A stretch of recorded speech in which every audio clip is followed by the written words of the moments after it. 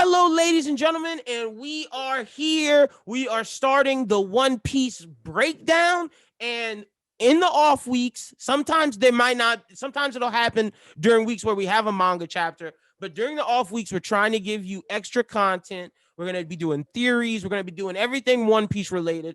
But it wouldn't make sense for us to do theories and talk about things that we're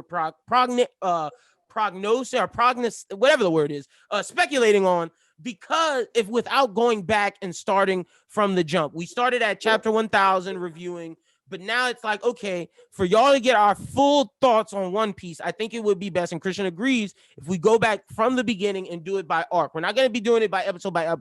We're going to take a full chunk of arc and break it down. And the only thing we can do is start with East Blue. So this is our East Blue arc review. Christian, how are you doing, brother?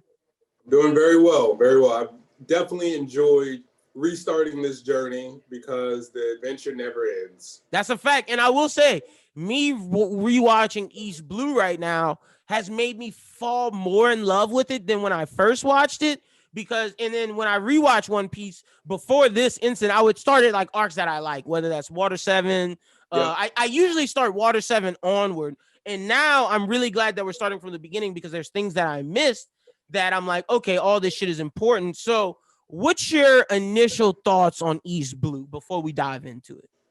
Well, a lot of people say this, but it's a whole nother thing to actually experience it. Oda is a master planner. There are things that after getting to chapter 1000 and then starting over again, you see that this dude actually had a plan the entire time. He's showcased things that you would have never thought or understood being placed there and why it was placed there until you see how things play out later. So I'm just really amazed at how cohesive this story has been.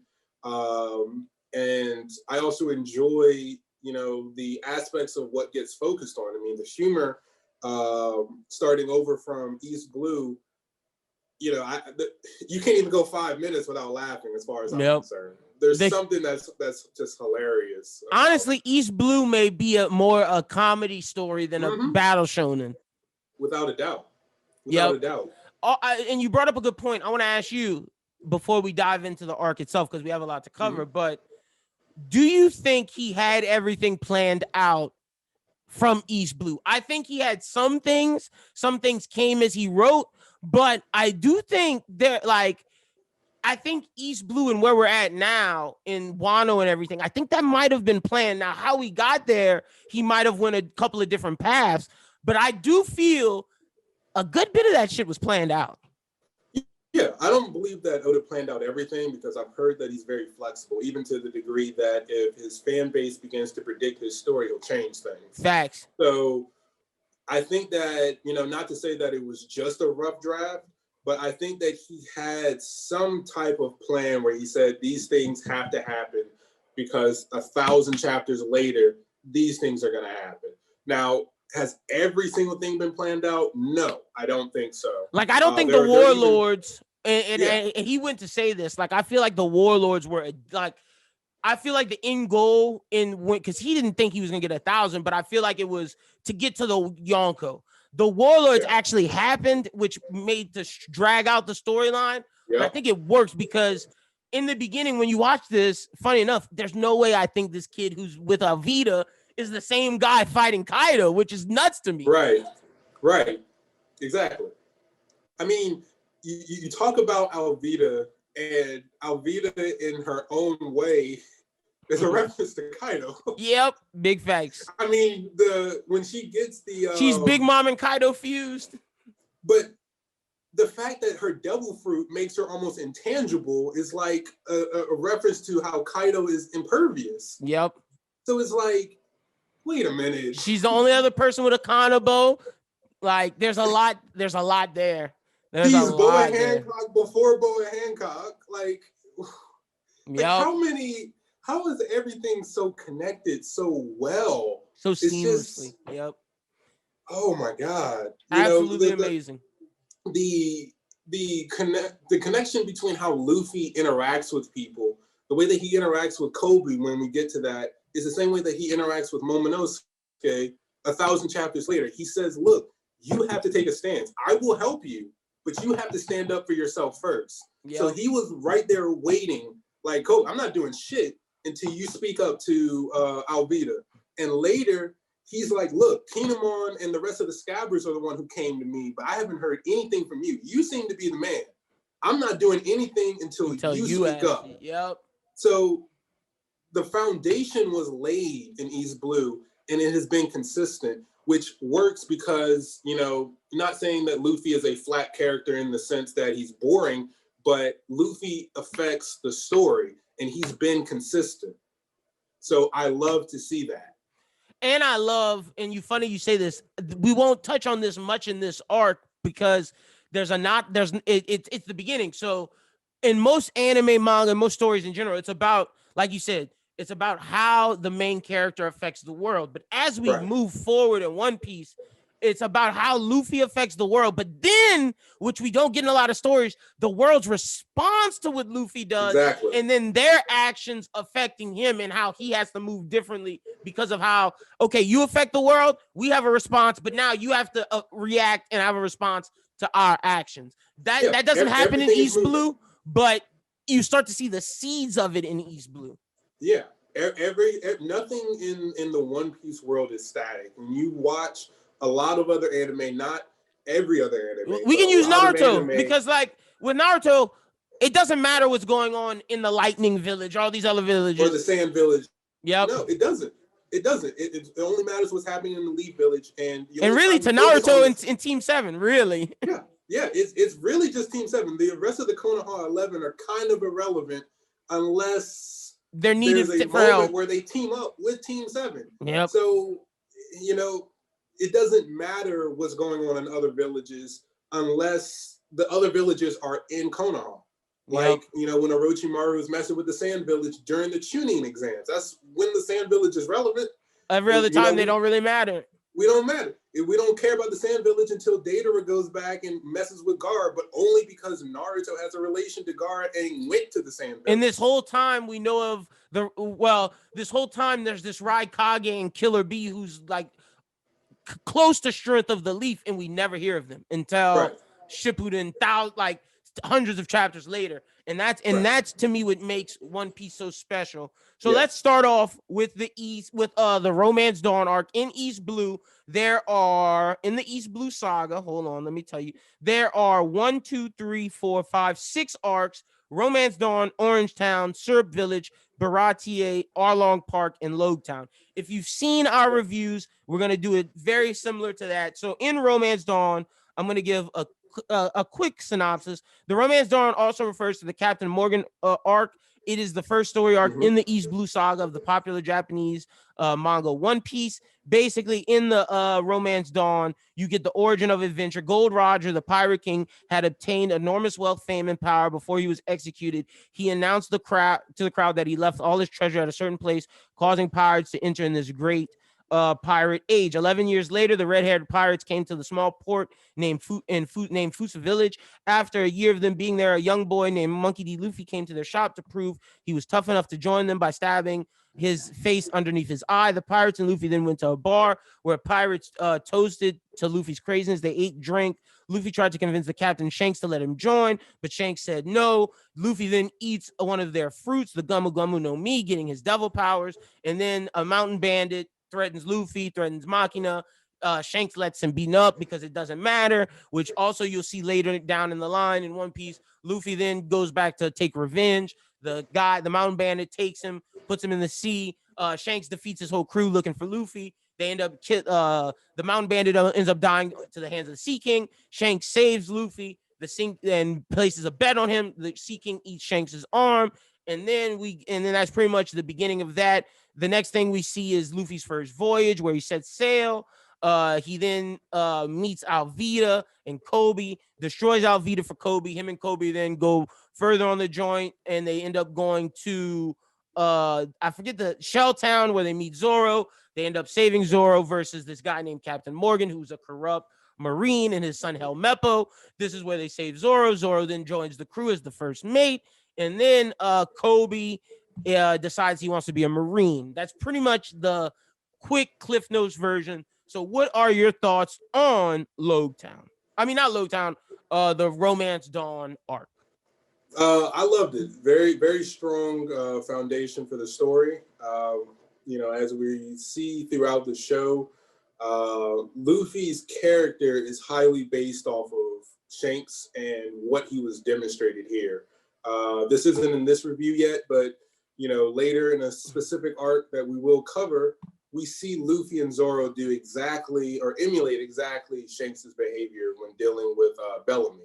Yep. So seeing this foundation becomes the actual foundation of Luffy. In a later arc that we will discuss, Luffy straight up says, I emulated Shanks. I stole that from Shanks. So to me, it was a very strong foundation. Going back, I was also very surprised to see that Nami actually shows up before Zoro. She is for people who are avid One Piece fans, y'all know about the prequels like Monsters. And so we know that Luffy, Zoro, and Nami were ideas that Oda was thinking about before he even concretely came up with One Piece. So I was actually very surprised to see how early Nami shows up. I was as well. Story. I thought it was Orange Town. Right. I it's been so long since I actually started over. I was like, Nami showed up this quick? Wait, Luffy's still in a barrel. We haven't even seen Luffy for real, and Nami's on screen. So that was crazy to me. Again, we were kind of discussing this earlier. I love the dynamic between Kobe and Luffy. The inspiration that Luffy and Kobe had, which goes into the overall narrative of One Piece, which is, you can't really look at things as a binary. Yep. Pirates are not bad or good necessarily. The Navy is not bad or good necessarily. Which also goes back to his prequel, which is the Peace Main Pirates versus the I forget the other version, but there's two versions of pirates where some are not good. Buccaneers, is it? It's something like that. Peace Main and something else. I just know Peace Main are the Luffy type pirates and Blackbeard's the other version. But that goes to show the same thing with Marines. They're good Marines and there's bad Marines. Captain Morgan is an example of a bad Marine. A bad Marine. And it starts the conversation, which is very important still to this day, of how the world government isn't what it seems. They are not.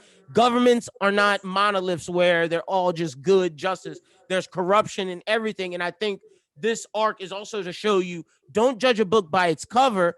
Kobe, Luffy, Zoro, Morgan. They're all beautiful examples of how not to judge a book by its cover.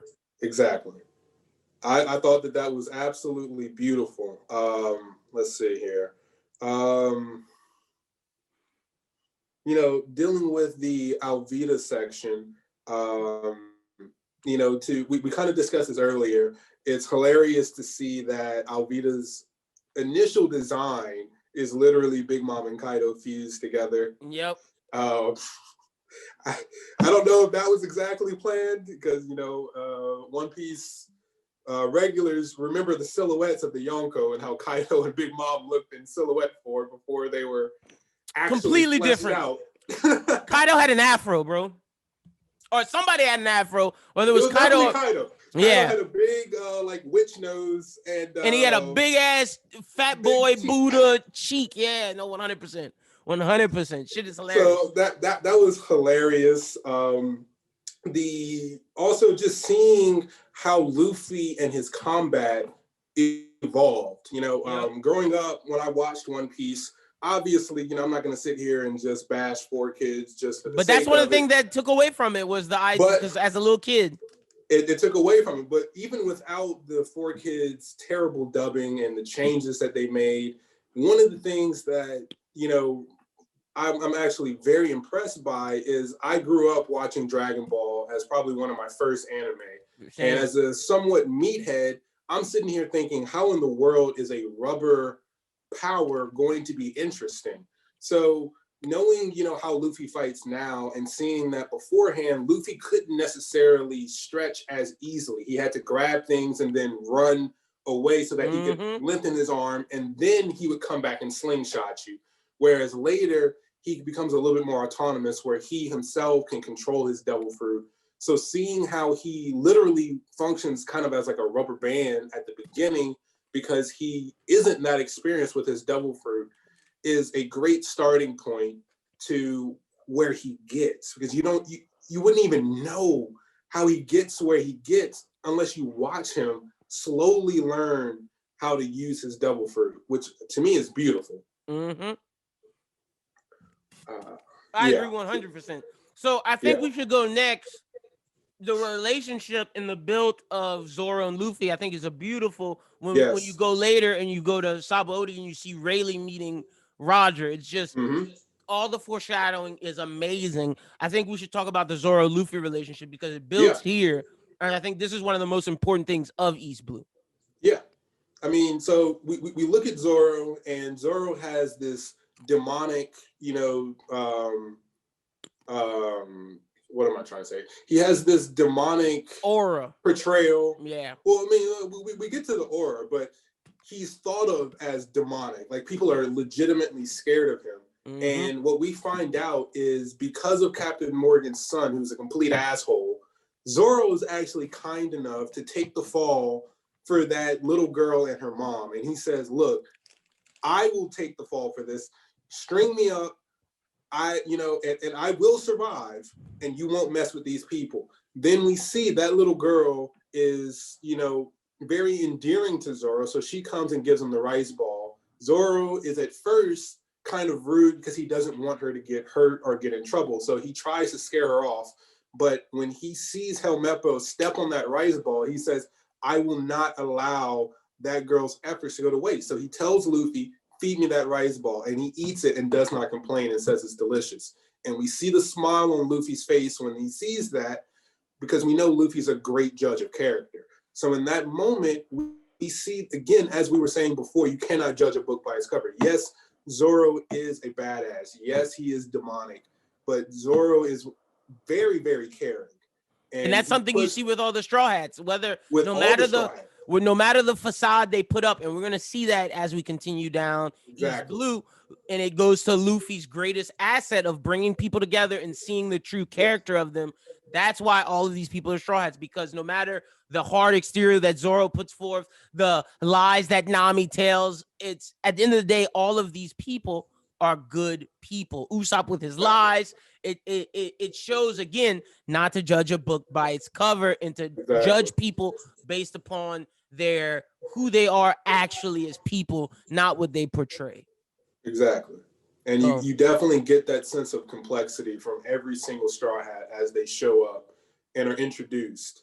I love the fact that Zoro is one of the people who Luffy legitimately scouts and knows before he gets there. He's like, yes, I want Zoro. He has a reputation, which is why he's the right-hand man, because he already had his own thing going. And so that initial start to know that Zoro is saying, look, I've got my own ambitions. Yes, I'm indebted to you. Yes, you're cool. Yes, I'm a rock with you because I feel like my names will reach to heaven following you. But if you get in my way, I'm going to cut you down. Mm-hmm. And that's the start point for Zoro. So it's like, okay, as you begin to watch One Piece, every other interaction that Zoro has with Luffy slowly gets better and better and better until better moments that we're going to cover later, where we're like, okay, now Zoro's completely selfless. Yep. So he's a good person, but he's driven by his own thing, which is separate from Luffy. And soon we're going to see that those two things combine into one pathway. It's tethered together.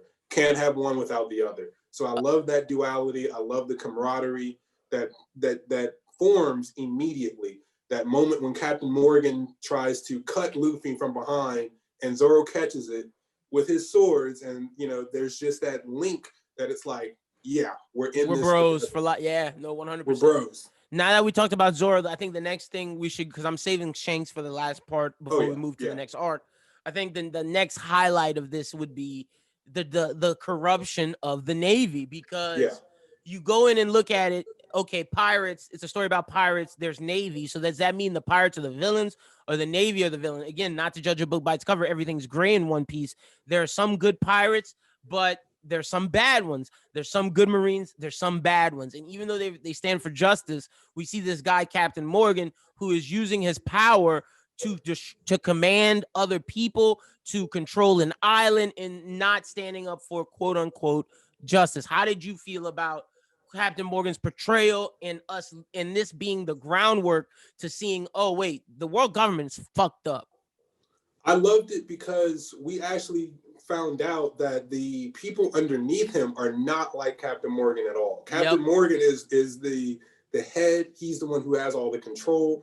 So the Navy, they're very disciplined in the sense that they understand hierarchy. So they have to follow rules. They have to follow orders. And so that's what they do. Even though they know this dude's a piece of shit, they know this. So they're happy that Luffy came in and beat Morgan. They're happy that he's gone. So I was very, very pleased to see that, even though the head of this, faculty of Marines is corrupt, that did not permeate into the rest of them. And we see that specifically with the ending with Kobe, the guy who takes, I don't remember his name because I don't believe his name was actually given, it's not important. He's not that important, but he realizes Luffy's not a bad guy. So when they're in that bar and there's like, hey, Kobe, are you a part of this group? And Luffy is like, oh yeah, he was, forced Kobe to punch him. They weren't fooled. They knew, okay, this guy's a pure-hearted kid. He wants to join the Marines. He stands for and understands what we want to be. Now that Captain Morgan is gone and he is complete filth, just like Helmeppo, I love that. And I love the fact that Helmeppo ends up getting redeemed eventually. And it's through Kobe, and which takes also a lot of work. shows you that you still can't judge a book by its cover because Helmeppo is complete, utter garbage. Yep. And also, I think this is a foreshadowing to Kobe stopping the war in Marineford. Exactly. Because you have people who actually understand what the premise is supposed to be. He understands what a Marine is supposed to be. And he's someone who is actually inspiring some of these other Marines. They see, okay. You could argue Kobe's the perfect Marine. Right. So we are going to accept you into these rules. And then they even came and saluted, Luffy as they left. And was like, all right, now that we've done that, now we got to go punish ourselves. We can't eat for like a week. So that was hilarious.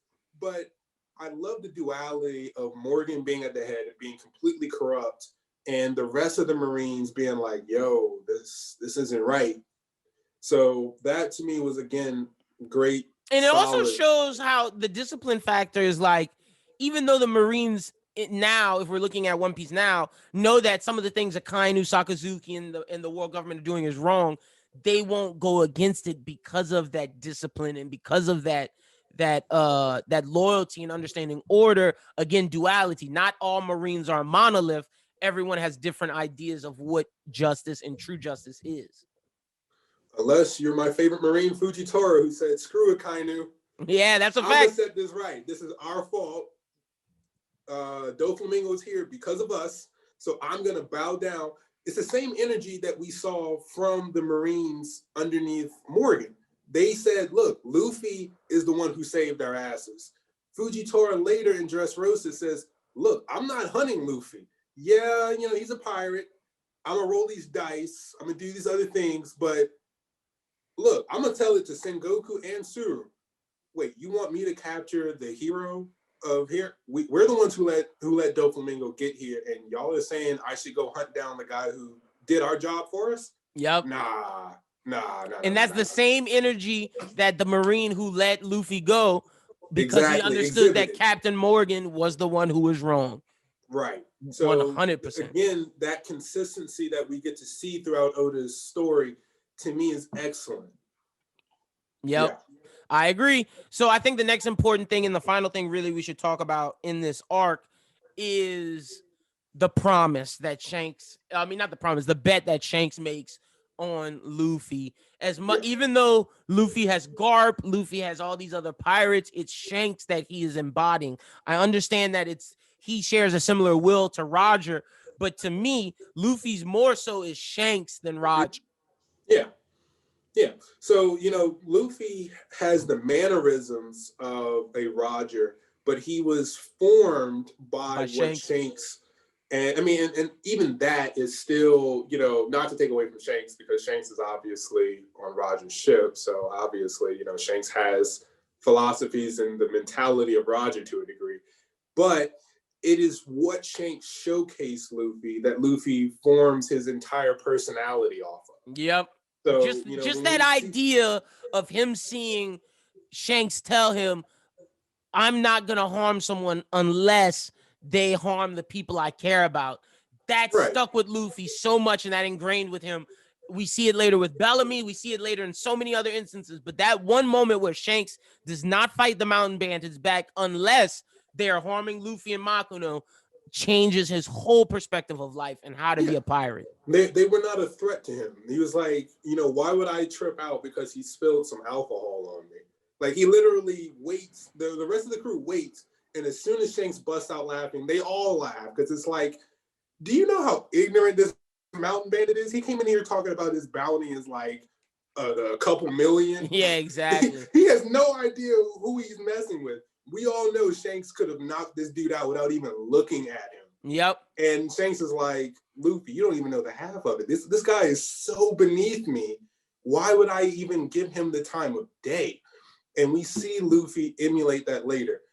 What the biggest moment that we're dealing with right now in all of One Piece for Luffy might be Raizo is safe. That might be one of the biggest moments for an emotional reveal for Luffy and the rest of One Piece that was set up by Shanks. Shanks said, you are more important than an arm. So when Inu and Neku lost limbs, when they allowed their city that has ancient history to get destroyed, when people got their people got messed up, it reaffirms his belief. Right. Look, nothing is more important than the people that you care about, not even your own limbs. And that was set up by Shanks, which is why Raizo is safe. Still, I mean, just saying that gives me goosebumps because I'm just thinking about that reveal. It's huge, but that's set up by Shanks losing an arm. We all know that Sea King was beneath Shanks. Shanks has observation hockey, conqueror's hockey, armament hockey. There's no reason why a Sea King should bite off Shanks' arm. He knew it was there, and even without attacking it with just armament hockey, the Sea King wouldn't have been able to bite his arm off. But he said, this is a teachable moment. Yep. My arm doesn't matter. Because I'll still get to where I want to go. And I'm not the one that, and even deeper than that, I'm not the one Roger was waiting for. Maybe this kid is. By just hearing this kid say he wants to be a pirate king, one of the only things he's heard from Roger, maybe this kid is the one. I'm going to bet my future on it by teaching him in this lesson and making sure he's a good kid, better, more so than making sure he's a good pirate, making sure he's a good human being first. And I'm going to teach him this lesson through me losing my arm. Also, it has to be said, this is the first moment where we see hockey. Yep. And no one knew what it was. Everybody thought, oh, well, Shank's just a badass. He glared him away. Yeah. But funny enough, it was Conqueror's hockey. It was Conqueror's hockey. Absolutely. And I mean, and I love that because when we see, I believe it's in the next arc. No, not the next arc. When the arc where we get to Buggy, we see the flashback of Shanks and Buggy. And Shanks says, look, I'm going to gather my crew. I'm going to take my time. I'm going to see the world. You already know Shanks isn't really trying to follow in the path of Roger. So to your point, when he sees Luffy, he's like, okay, I'm going to give you my hat. You are on the path of Roger. I'm going to set you on that path, and I'm going to make sure that you are the right type of pirate to ensure, I already feel like you're the one that Roger's waiting on, but I'm going to ensure that I instill the morals in you now that's going to continue on your journey throughout this path. And we know how Garp feels about red hair, but I don't think Garp knows red hair's morals like that. Yeah. So, to go back to this prequel, Garp was a pirate in that one. He was a peace main in that iteration. So we know that Shanks is supposed to be that character, essentially, that Garp was representing, the one that inspires Luffy by being a peace main pirate. And we see that in the fact that Shanks, who, obviously he wasn't a Yonko, as we found out. Yeah, he was not. It was 6 years too early. 6 years too early. But we know that at that point, he's probably, this is headcanon as hell. He has to be warlord level. he has to be warlord level. So I'm saying that the Shanks from Romance Dawn is probably around Luffy and like maybe Whole Cake Island or Dressrosa or something level. Something like that. Yep. Maybe a little higher. I don't know. But the point is, this guy is in the East Blue, the weakest sea, paying Makino for beer when he doesn't have to. He could have been someone who said, I'm in this town, give me the beer, the way that the Mountain Bandits did. No, he bought out all the beer. He not patronized, but he showed courtesy to this village that he could have easily just ran through. Reverence, and that's why these people said, we respect this man. Again, it goes back to Shanks is Luffy's foundation. Everything that he saw in this moment goes to the future, to the partying, to the way he treats villages when he goes in, because Luffy could ransack. And if you look at it, that's why Kid had a higher bounty than Luffy. It's because Luffy wasn't destroying towns and citizens. But I think that's all due to what he learned as a kid, because if you go back and watch, like we did, those conversations, Shanks was the way Luffy was talking was more rowdy, more let's destroy towns, let's be a pirate, what it means to be a pirate. And Shanks shows him the true meaning of what it is to be a pirate. It's to be free and to live your life the way you want to. Exactly. Yep. Anything else you would say is necessary to talk about with Romance Dawn?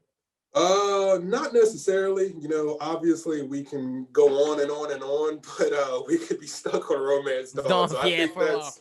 What would you? Okay, so we're gonna rank these arcs 1 through 5 as we go along. What would you rank Romance Dawn 1 through 5? 1 through 5, considering like 1 through 5, as in well, there's 6 arcs that we're gonna be talking about, so you don't mean it like that. So 1 through 5, I'd say this is a solid 4. Nah. I'm not even gonna say that.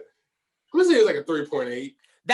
I'm at 3.5. I'm at a solid 3.5, 100%. It's excellent, but it's still foundational. So most of that is, you know, foundational. So I know, like, if you were to do like the math, 3.5 out of 5 is like, you know, like a really C. Yeah.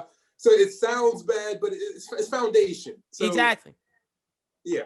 I will say it's not the worst arc of the 6 that we're about to do.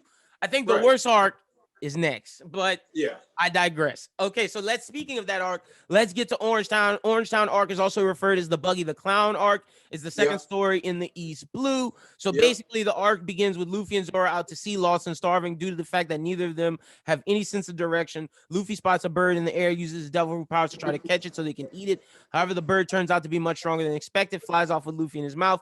Zoro rows after him, but come across 3 pirates struggling in the ocean. They jump onto Zoro's boat as he passes them since he cannot stop, and then they try to steal the boat from Zoro only to get beaten up. The pirates then apologize for their actions, recognizing Zoro as the famous pirate hunter. They explain to him how this situation came about. They're returning from a successful plundering ship when they came across a small boat drifting in the ocean with a female passenger aboard. She asked for some food, water, and offered to trust a treasurer's payment. They decided to check the chest first, only to find it empty, and that girl had stolen their boat. A sudden maelstrom appeared and sunk the small boat along with the pirates while the girl waved goodbye, and she drove off with their boat. Back in the present, the pirates growl about getting revenge and worry about what their captain Buggy will do to them if they come back empty-handed, as Zoro wonders who Buggy is. Meanwhile, in a small village named Orange Town, a pirate ship designed as a carousel is docked near town. One of the pirates spots Luffy and the bird, alerting the captain, who orders them to shoot it down. In the town, the same girl who had robbed the pirates is running away from 3 more angry pirates who are yelling at her to return the map of the Grand Line she stole.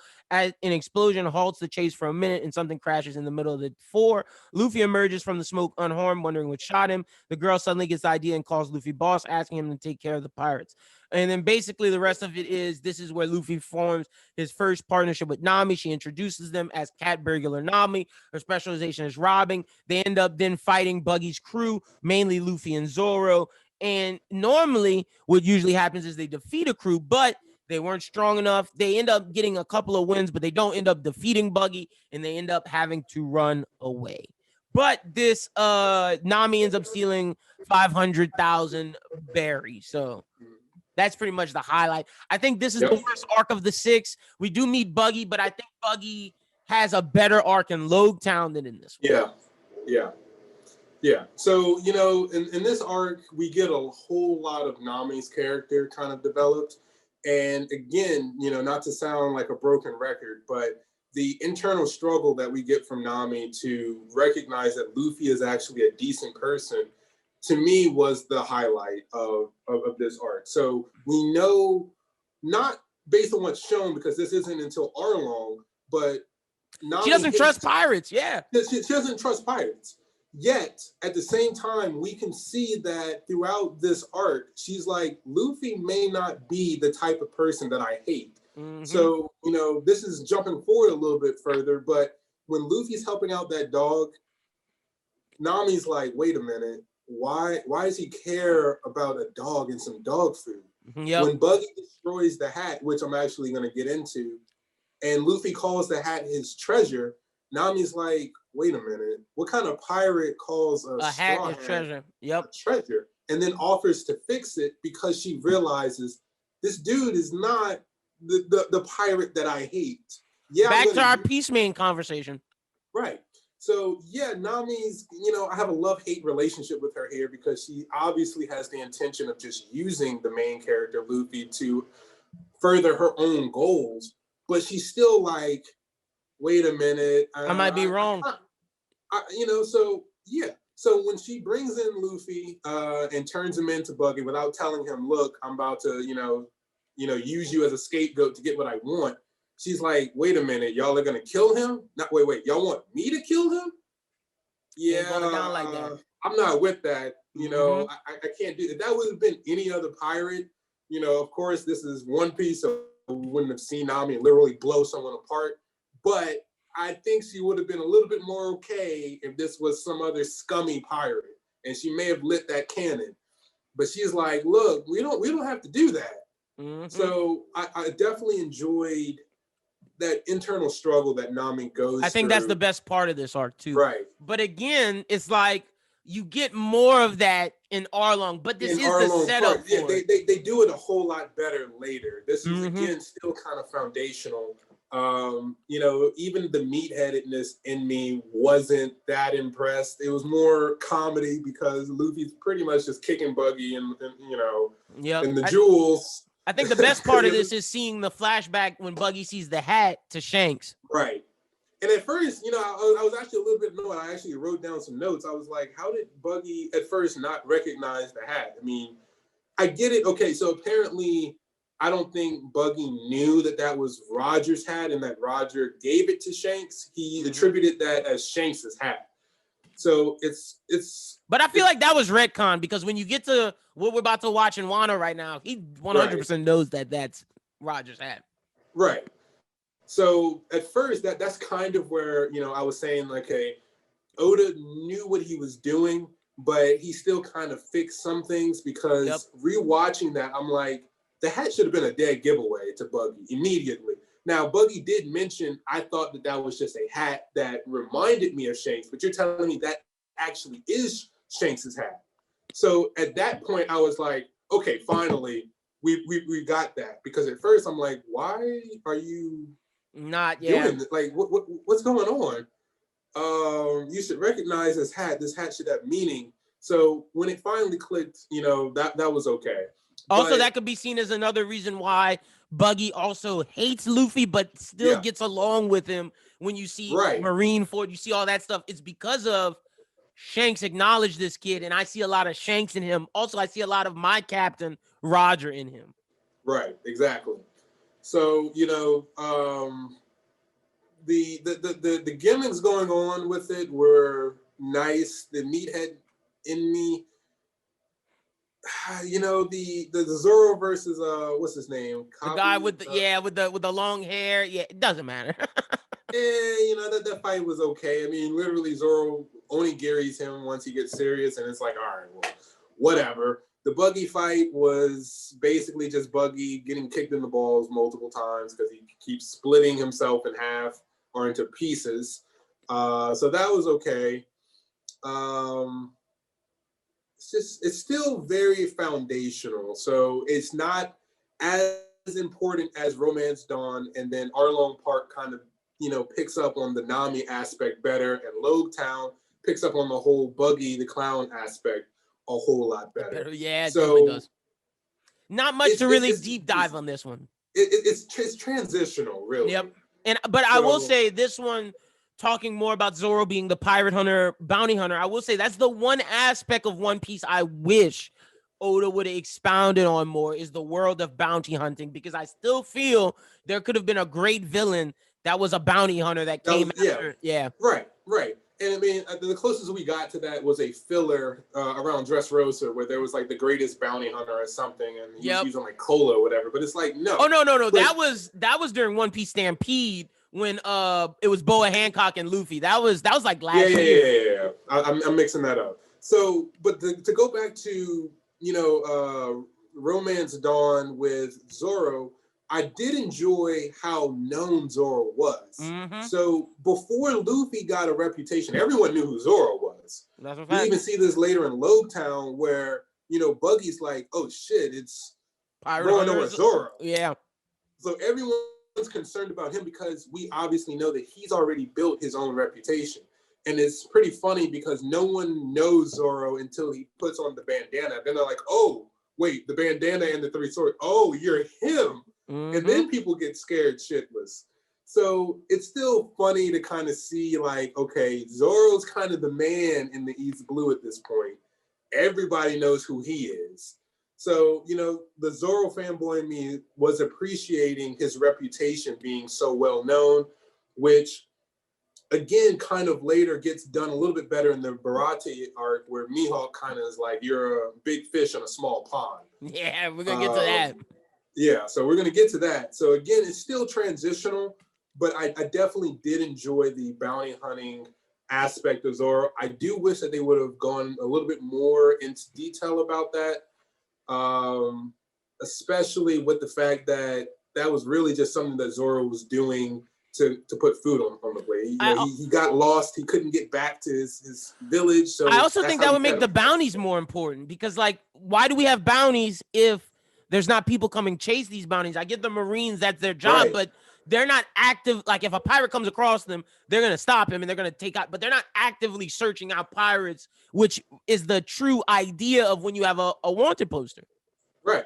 You would think that, with the introduction of a bounty hunter, that there would be some kind of alliance between the Navy and bounty hunters. Like, and you see it even more so in Alabasta, when you get to the bounty hunter place where Zoro defeats all the old former bounty hunters, and you think, well, maybe there's more of these people. Right.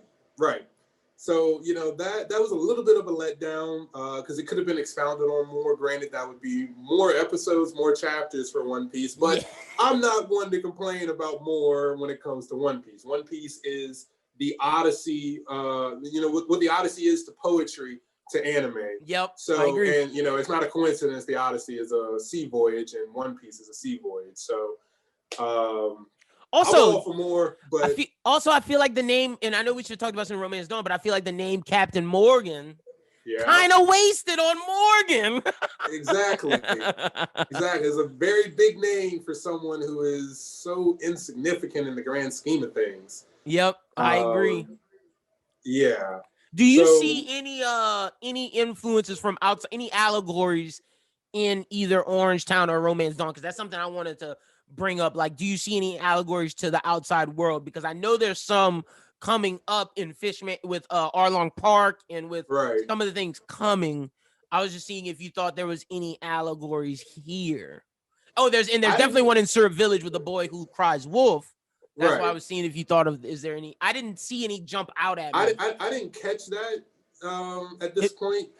If y'all see any, if y'all know of any, let us know in the comments, in the YouTube comments. I didn't really catch that one this time around. Yeah, no, that's why I just want to ask. And as we continue doing this review, that's gonna be one of the things I look to point out. What does Oda get influenced by to do these arcs? But again, I feel like it's more so he was inspired by his actual own story with the first two, more so than using outside influence. But what do you rate the Orange Town arc 1 through 5?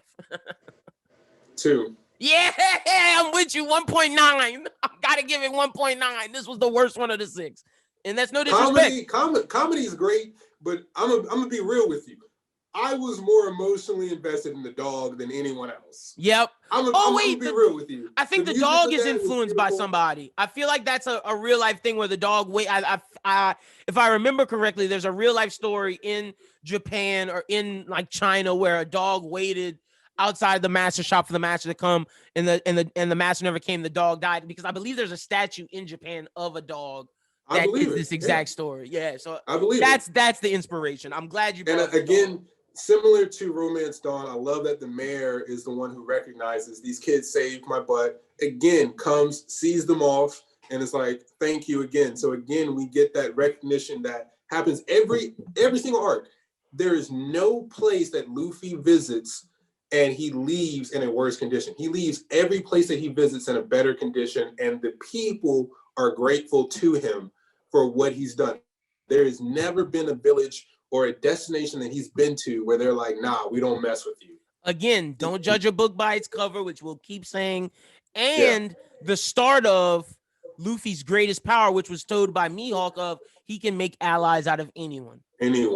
Yeah, whether it's a dog, the mayors of these towns, other pirates, and we're seeing that slowly build as we get through the East Blue arc.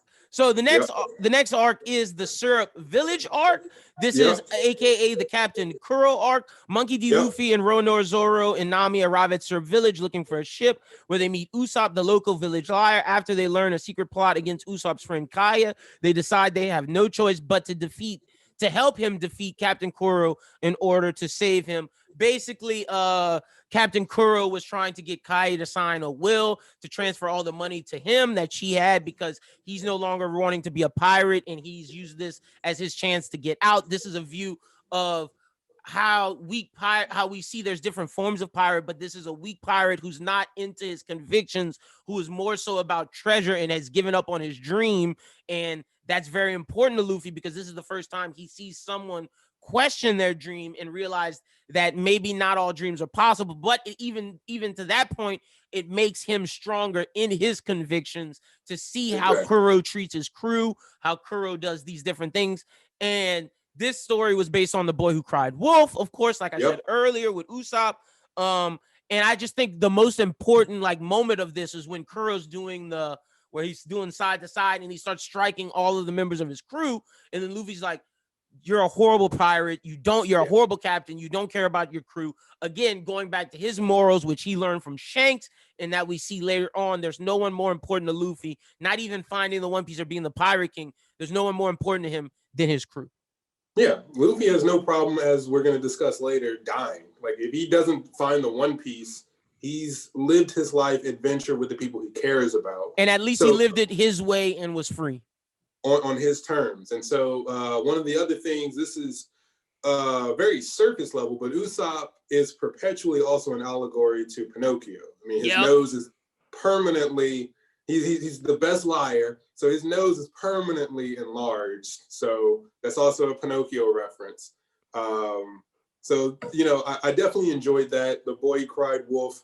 I felt really bad that moment when Kaya slaps him. He finally tries to tell the truth, and he's like, look, you're in danger. And she's like, you are pathetic. How dare you do this? Like, I know Kuro's been treating you, well, she didn't know his name was Kuro like that, but, you know, I know what he said was really rude and outlandish, but it's like, that's what happens, you know, even though you've been entertaining Kaya and she knew that you were lying, the intent behind that was still pleasant. You were trying to entertain her. You were telling her stories. But now it seems like you are using that to hurt someone who I care about. So that juxtaposition where she can't trust him, even though now he's telling the truth, you know, I did really enjoy that as an emotional attachment because I'm like, dang, like he's really telling the truth this time. Yep. And he couldn't do anything. You know, he couldn't really be upset with her for not trusting him because he's like, damn, like, yeah, all I do is lie. So I want to ask you, we talked about how we felt about Nami, and I'm going to give more of my thoughts on Nami when we get to Arlong Park. We both said how we felt about Zoro. how do you feel about Usopp, and what were your thoughts when you first met him? And then I know how we feel now, being of the time skip, but take yourself and put yourself into not knowing of the time skip. What's your thoughts on Usopp, the character, when we first meet him? Obviously, he's not that impressive to me. Again, this is the meathead in me speaking. So it's like, okay, well, he is great at, sniping and, marksmanship. But, watching him through his initial reaction, he's supposed to be the weakest Straw Hat. So Yep. he's kind of a crybaby. He's, not that impressive from a battle standpoint. And he's also a liar. But he's still very enjoyable to watch, and I enjoy the dynamic that he and Luffy had, because with Luffy knowing who he is via Yasopp, his father, and knowing like, oh, I've been knowing about you, buddy. He's still enjoyable. But to be honest, I didn't like him. I like him in other arcs. Like, yeah. I feel like really goes through some real things in later arcs, more so than he goes through in Syrup Village for the most part. Syrup Village, he's kind of admiring what Luffy's doing to help him, and he's like, okay, I got to step up a little bit more. I got to do better. So it's like he's good. It's just, I didn't like Usopp, the character. I felt like he was important looking back. Well, when I first watched it, I didn't think he was important to the Straw Hats at this point. Right. But watching it now, I feel like he's important because he gives Luffy, he keeps Luffy in his childlike sense of he's someone to be a friend for Luffy to grow up with, and they can grow together. Zoro's older than him, Nami's older than him, or Nami might be the same age as him, but is more mature for her age because she's went through struggles. Zoro's went through struggles. Usopp is kind of Luffy's childhood friend that he can grow up with. Also, it's another connection to Shanks, being that Yasopp was Shanks' sniper. Luffy's like, oh, well, if Shanks has Yasopp, I gotta have his son Usopp, who could be just as good of a sniper. That's what I feel like. That was Usopp's ties and why he was important to the crew. But more so, I feel like, again, not to judge a book by its cover, but you don't get the payoff for this until later. Usopp at this point is the guy who we can, if Kobe's the Marine version of working hard and getting to become a strong Marine, Usopp is the pirate version of this kid who was not even as strong as his kid compadres, had more bravery than him. Those little kids sacrificing themselves for Kaya. And it's Oda being like, okay, I'm going to take the weakest character and turn him into a great warrior of the sea. Yeah. And, I was actually surprised because, again, I hadn't started over, until we decided to do this review. So in the back of my head, I thought that Usopp hated his father for leaving. So I was actually surprised that, to your point, Usopp actually romanticizes adventure in the same way that Luffy did. He said, my father's great. He went up and he heeded the call of the pirate flag, and he's doing what he loves to do. You met him, yep. He's doing all these things. Hell yeah. Please tell me more. I want to be like him.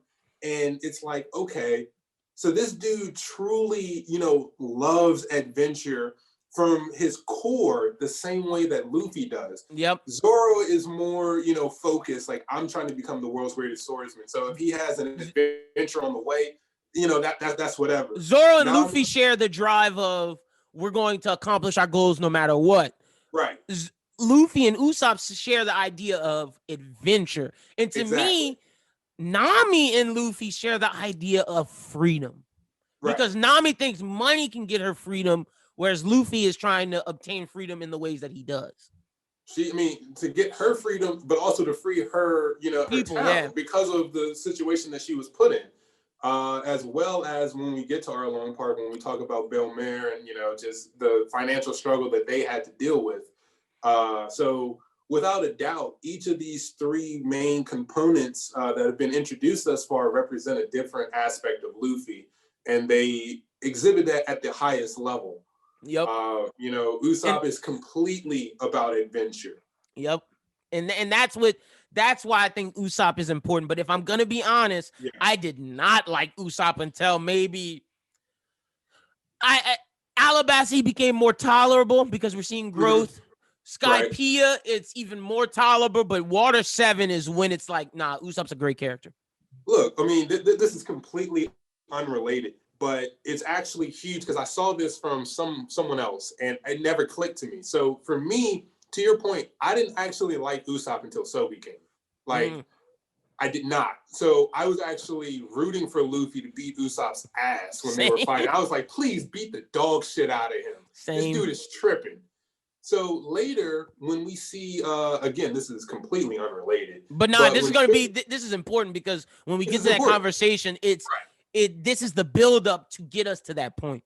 Right. So when we're in Dressrosa, there's a moment when Sugar turns Robin to, a doll. So what happens is for Usopp to forget what happened with Robin means that he lost Sogi King. Sogi King is the epitome of Usopp's courage. Yep, so, it's what Usopp wants to be. That's Sogi King is the brave warrior that Usopp is striving to be. In his heart. Yep. In Sniper Island, in Usopp's heart. So when Robin is forgotten, that's when we see Usopp act like a bitch again in Dressrosa, and he gets scared. And it's like, wait, that actually makes sense because by losing Robin, he lost Sogi King. So I was like, yo, like that's actually deep. So I truly did not care for Usopp in general until Sogi King, because I was like, that's Usopp showing us his potential at some point. So, again, I'm going to save my thoughts for that when we get to Water 7 and Enies Lobby. But that's when I really was like, okay, I'm really about Usopp now. Yeah. So Syrup Village, this is kind of a little underwhelming. I can go into Arlong Park as well. I see it was still kind of cowardly. Yeah. There, and he kind of got lucky, but not the biggest. We're both not the biggest Usopp fans. So another important thing is Django, who becomes a Marine, and we see him later in Marineford. Right. Django is also, in some degrees, Michael Jackson. He got his introduction with the moonwalk. He's Steven Tyler. He looks just like Steven Tyler. Yes. Yeah, he's just Steven Tyler, 100%. He's all of that. Like, it's, oh my God. The fact that he hypnotizes himself. Just, oh my God. Yep. The comedy for me, in East Blue is definitely top tier. So it can be said that East Blue is his ode to Akira Toriyama's Dragon Ball, like OG Dragon Ball. Right, exactly. 100%. I'm trying to think of anything else. Oh, I know the last thing I want to say, but anything else before I get there? I don't know. I said the thing about Kuro and Luffy, the thing that he learns from him. What do you think of What do you think about Kuro as a villain? You kind of said it already. It kind of solidifies some of the other aspects of Luffy's character because Kuro is a complete ass to his crew. Complete opposite of Luffy. On him. Complete opposite of Luffy. Very, very. No. That's a lie. There's a lot of enemies I wanted Luffy to beat the dog shit out of. So, but he's one of the. He's up there also because he's the antithesis of. He is all about planning and waiting his time. Luffy is like, nah, bro. I'm doing what I want when I want. I mean, the embodiment of freedom. To a degree, Kuro was so devious in his planning that he was a slave to his own plan. Like, we know he didn't care about Kaya at all. So this dude has to put on a facade for years for some payoff. And it's like, we all know he just wanted to murder Kaya and just take what he wanted to, but he didn't. So which ends up making him not free. Everything he's doing to be free is the exact opposite of what he wants. Right. So, obviously I don't like Kuro at all. I'm glad he doesn't even show up again as far as I'm concerned. I hope he doesn't show up at all, ever. Same. There's no reason for him to. None. Exactly. None. All right. The final last important thing about Syrup Village is we meet another crew member. One of the saddest moments will be experienced with this crew member. We meet the ship of the Straw Hats, the Going Merry, the ship one.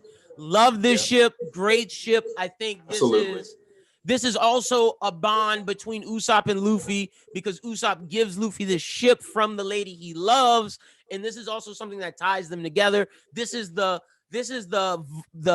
vessel that can take us on this adventure, something that we love together. The idea of us going on an adventure. This is the thing that will allow us to go on this adventure, something that also ties Luffy and Usopp together. And it leads to another detail that Oda made that you wouldn't think was necessary, but again, becomes absolutely beautiful throughout the story, which is that the Going Merry is personified. It has its own personality. It is a Nakama. It is a crewmate. 100%. It is autonomous. Yep. And Oda handles it very well because, obviously the Going Merry does not literally speak, but we see in multiple moments, Going Merry actually does have emotions. Like we see its feelings, yep. We see his feelings. Like when the crew's fighting against each other, the Going Merry doesn't like it. When the crew's partying, the Going Merry smiles. Like there's a lot of moments where you see the Going Merry personified, even to the point where the Going Merry goes and saves the crew in any lobby. Yeah. One of the first moments I saw that I didn't catch beforehand was when Buggy's crew, again, the crew is so forgettable in my opinion. When it's first introduced, I don't remember the guy with the dog with the lion dog. And I just rewatched East Blue and I still don't even remember. But there was a moment when in Logtown where he goes to try and take out the Merry, and we see that the Merry's actually sweating because it's like, oh crap, like no one's here to protect me. This guy's about to attack me, and it's like, oh, the Going Merry's actually sweating. So it's like, oh. And it goes back to everything having a soul, and I know we'll touch on that more in Logtown with the Katetsu, but all of these things have souls. If an inanimate object can eat a devil fruit, it has to have a will, it has to have a persona, and the Going Merry is the first instinct of us seeing that. Exactly. 100%. Okay, anything else from Syrup Village that we should mention? Because Kai is not important. That's Usopp's lover, and it's funny enough, he does the same thing that Usopp's dad did to Usopp's mom. He leaves her. Yeah, if I'm Kai, I'm not waiting on that long-nosed motherfucker. Hey, look, I mean, Oda kind of said, I'm not really focusing too much on romance. Yeah, obviously, he did. We all know Usopp's going to come back and come get his waifu, but... Bro, can I be honest? This is just a tie to real life. I know Oda had no idea, no thoughts of doing this, but because Usopp is the black character, I hate that the black dude walk out on his lady, and I know you know what I'm talking about. I hate that shit. Why the black guy got to walk out on his girl? Why did dad gotta leave his son? Come on, man. Come on, man. And I know for everybody's like, Usopp's not black. No, if you go look at what Oda said, each Straw Hat is from a different area. In our world, Usopp is from Africa, bitches. He has an afro. Well, no, Usopp has a Jerry curl, 100%. Well, maybe it's more afro-y right now, but it's very Jerry curl-esque. And then when we get later, it grows and he even gets a ponytail. So like, his hair is the only one that looks like me and Christian's. He 100% is a black dude. He's a light-skinned black dude, but he's a black dude. Accentuated nose, accentuated lips, not to go into a stereotype, but still. But you're right. He's the only one with lips like that, 1,000%. One and hair like that. That's a fact. So, and just real quick, just to say where all the Straw Hats are from. Luffy's from Brazil. Zoro's the only one from Japan. Nami's from Sweden. Usopp's from Africa. Sanji's from France. Robin is from Russia, I believe. Yeah. I think so. Brooke is from Austria. And Frankie's from America. Yep. So that's where all the Straw Hats are from. What would you rank Syrup Village 1 through 5? Not as low as... I'm not going as low as... 2.5. Yeah. For me. I'm going to give it a solid 2.7. A little higher than you and Orange Town, but not as good as Romance Gone. No way. So, all right, now we're getting to arcs that are the last 3 are the best arcs of East Blue. So the next one is very important to you, to me. This is probably, you could argue this is the best arc next to Arlong Park. Like Arlong Park, this one and Arlong Park are the 2 best arcs. So This is the Easily. Baratier arc. It's the 4-story arc in the East Blue saga. The Straw Hats meet Johnny and Yosaku, who direct them to the restaurant ship Baratier, a sort of floating oasis in the middle of the ocean where they meet Sanji. However, a pirate admiral named Don Krieg sets his sights on the Baratier as a replacement for his devastated fleet, and the restaurant soon comes under siege. This is where we meet characters like Don Krieg. We meet Mihawk for the first time, the first warlord. We also meet Gin, who is a very important character to Sanji's story and him leaving the Baratier to get to Drawing the Straw Hats. And we also meet Chef Zeph. So where do you want to start with this one? What were your thoughts on the Baratier arc? I thought it was excellent. Even before we even get to that, with issues with like full body, dude with the little metallic braces versus Sanji. But I mean, being that it's Sanji's arc, I would like to start with Sanji. Yeah, that's cool.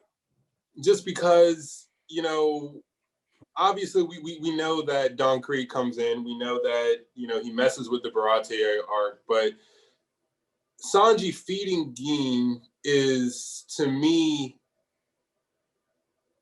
the foundation of who he is. You know, at the end of the day, you have to delve into the flashback. So starvation is one of the worst things that can happen to a person. And so when you look at One Piece and you look at the morals and the story that it covers, we talk about greed in this world. You know, hunger could be fixed right now if people who have the majority of the wealth would share the wealth with the people who are less fortunate. World hunger could be ended. That's a fact. And it's not because of greed. And so you have someone like, you know, Zeph, who makes the ultimate sacrifice and says, look, I'm giving you all the food. I've lived a life. You have not. You are a child. Here is all of the food. And he distinguishes at that moment that all the gold and treasure in the world is effing meaningless. And so, you know, to transition that flashback into Sanji, who knows that Gin is the enemy, knows that he is starving, and says, not only am I going to give you, didn't give him scraps. This dude really chefed up the best food that he could and gave it to Gin. Not concerned about payment, not concerned about anything.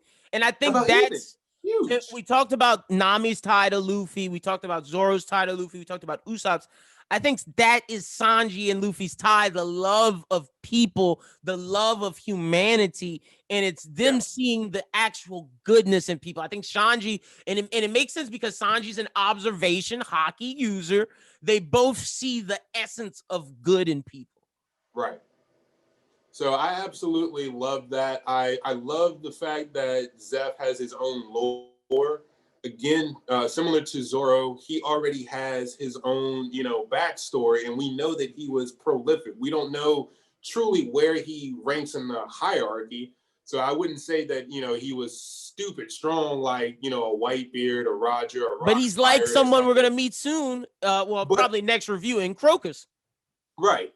But I feel like there was one point way in the past, I was like, I would not be surprised if Red Leg was the chef of the Roger's cook. Yeah, I thought the same thing. Like, that's the vibes I was getting from Zeph. I'm like, this dude's been around, man. Yep.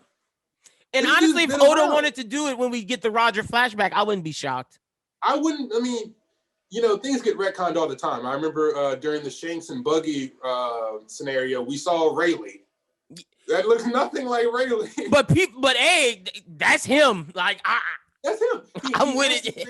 He has the same beard. Yep. We know that ship that they were on looks nothing like the Orville Jackson. Yeah. At all. So if Oda chooses to pull that out, like, yeah, it would be somewhat of a loophole for, you know, Zeph, not to mention that he was freaking Roger's cook. But at the same time, I would completely accept that because I'm like, he has that kind of portrayal, in my opinion. He has that same kind of spirit about him as well. I feel like Roger would have done that for Shanks. I feel like Rayleigh would have done that for Shanks or Buggy. So he has that same mentality, which shows us that Sanji comes from good stock, even though we know who his real father is, and we know that his real father is shit. Zeph is the father that defines who Sanji is. And even before we find that out, because I think Whole Cake only makes this better, but with this, we know Sanji as this kid just right now is someone who is lost, doesn't have someone, but Zeph is that light, the lighthouse for Sanji to get his life on the right track, and is his male father figure, even without knowing all the other stuff. And we see that Sanji's love for Zeph, and that love that Zeph showed Sanji is the love that Sanji then transfers to other people, and that's the love that him and Luffy share.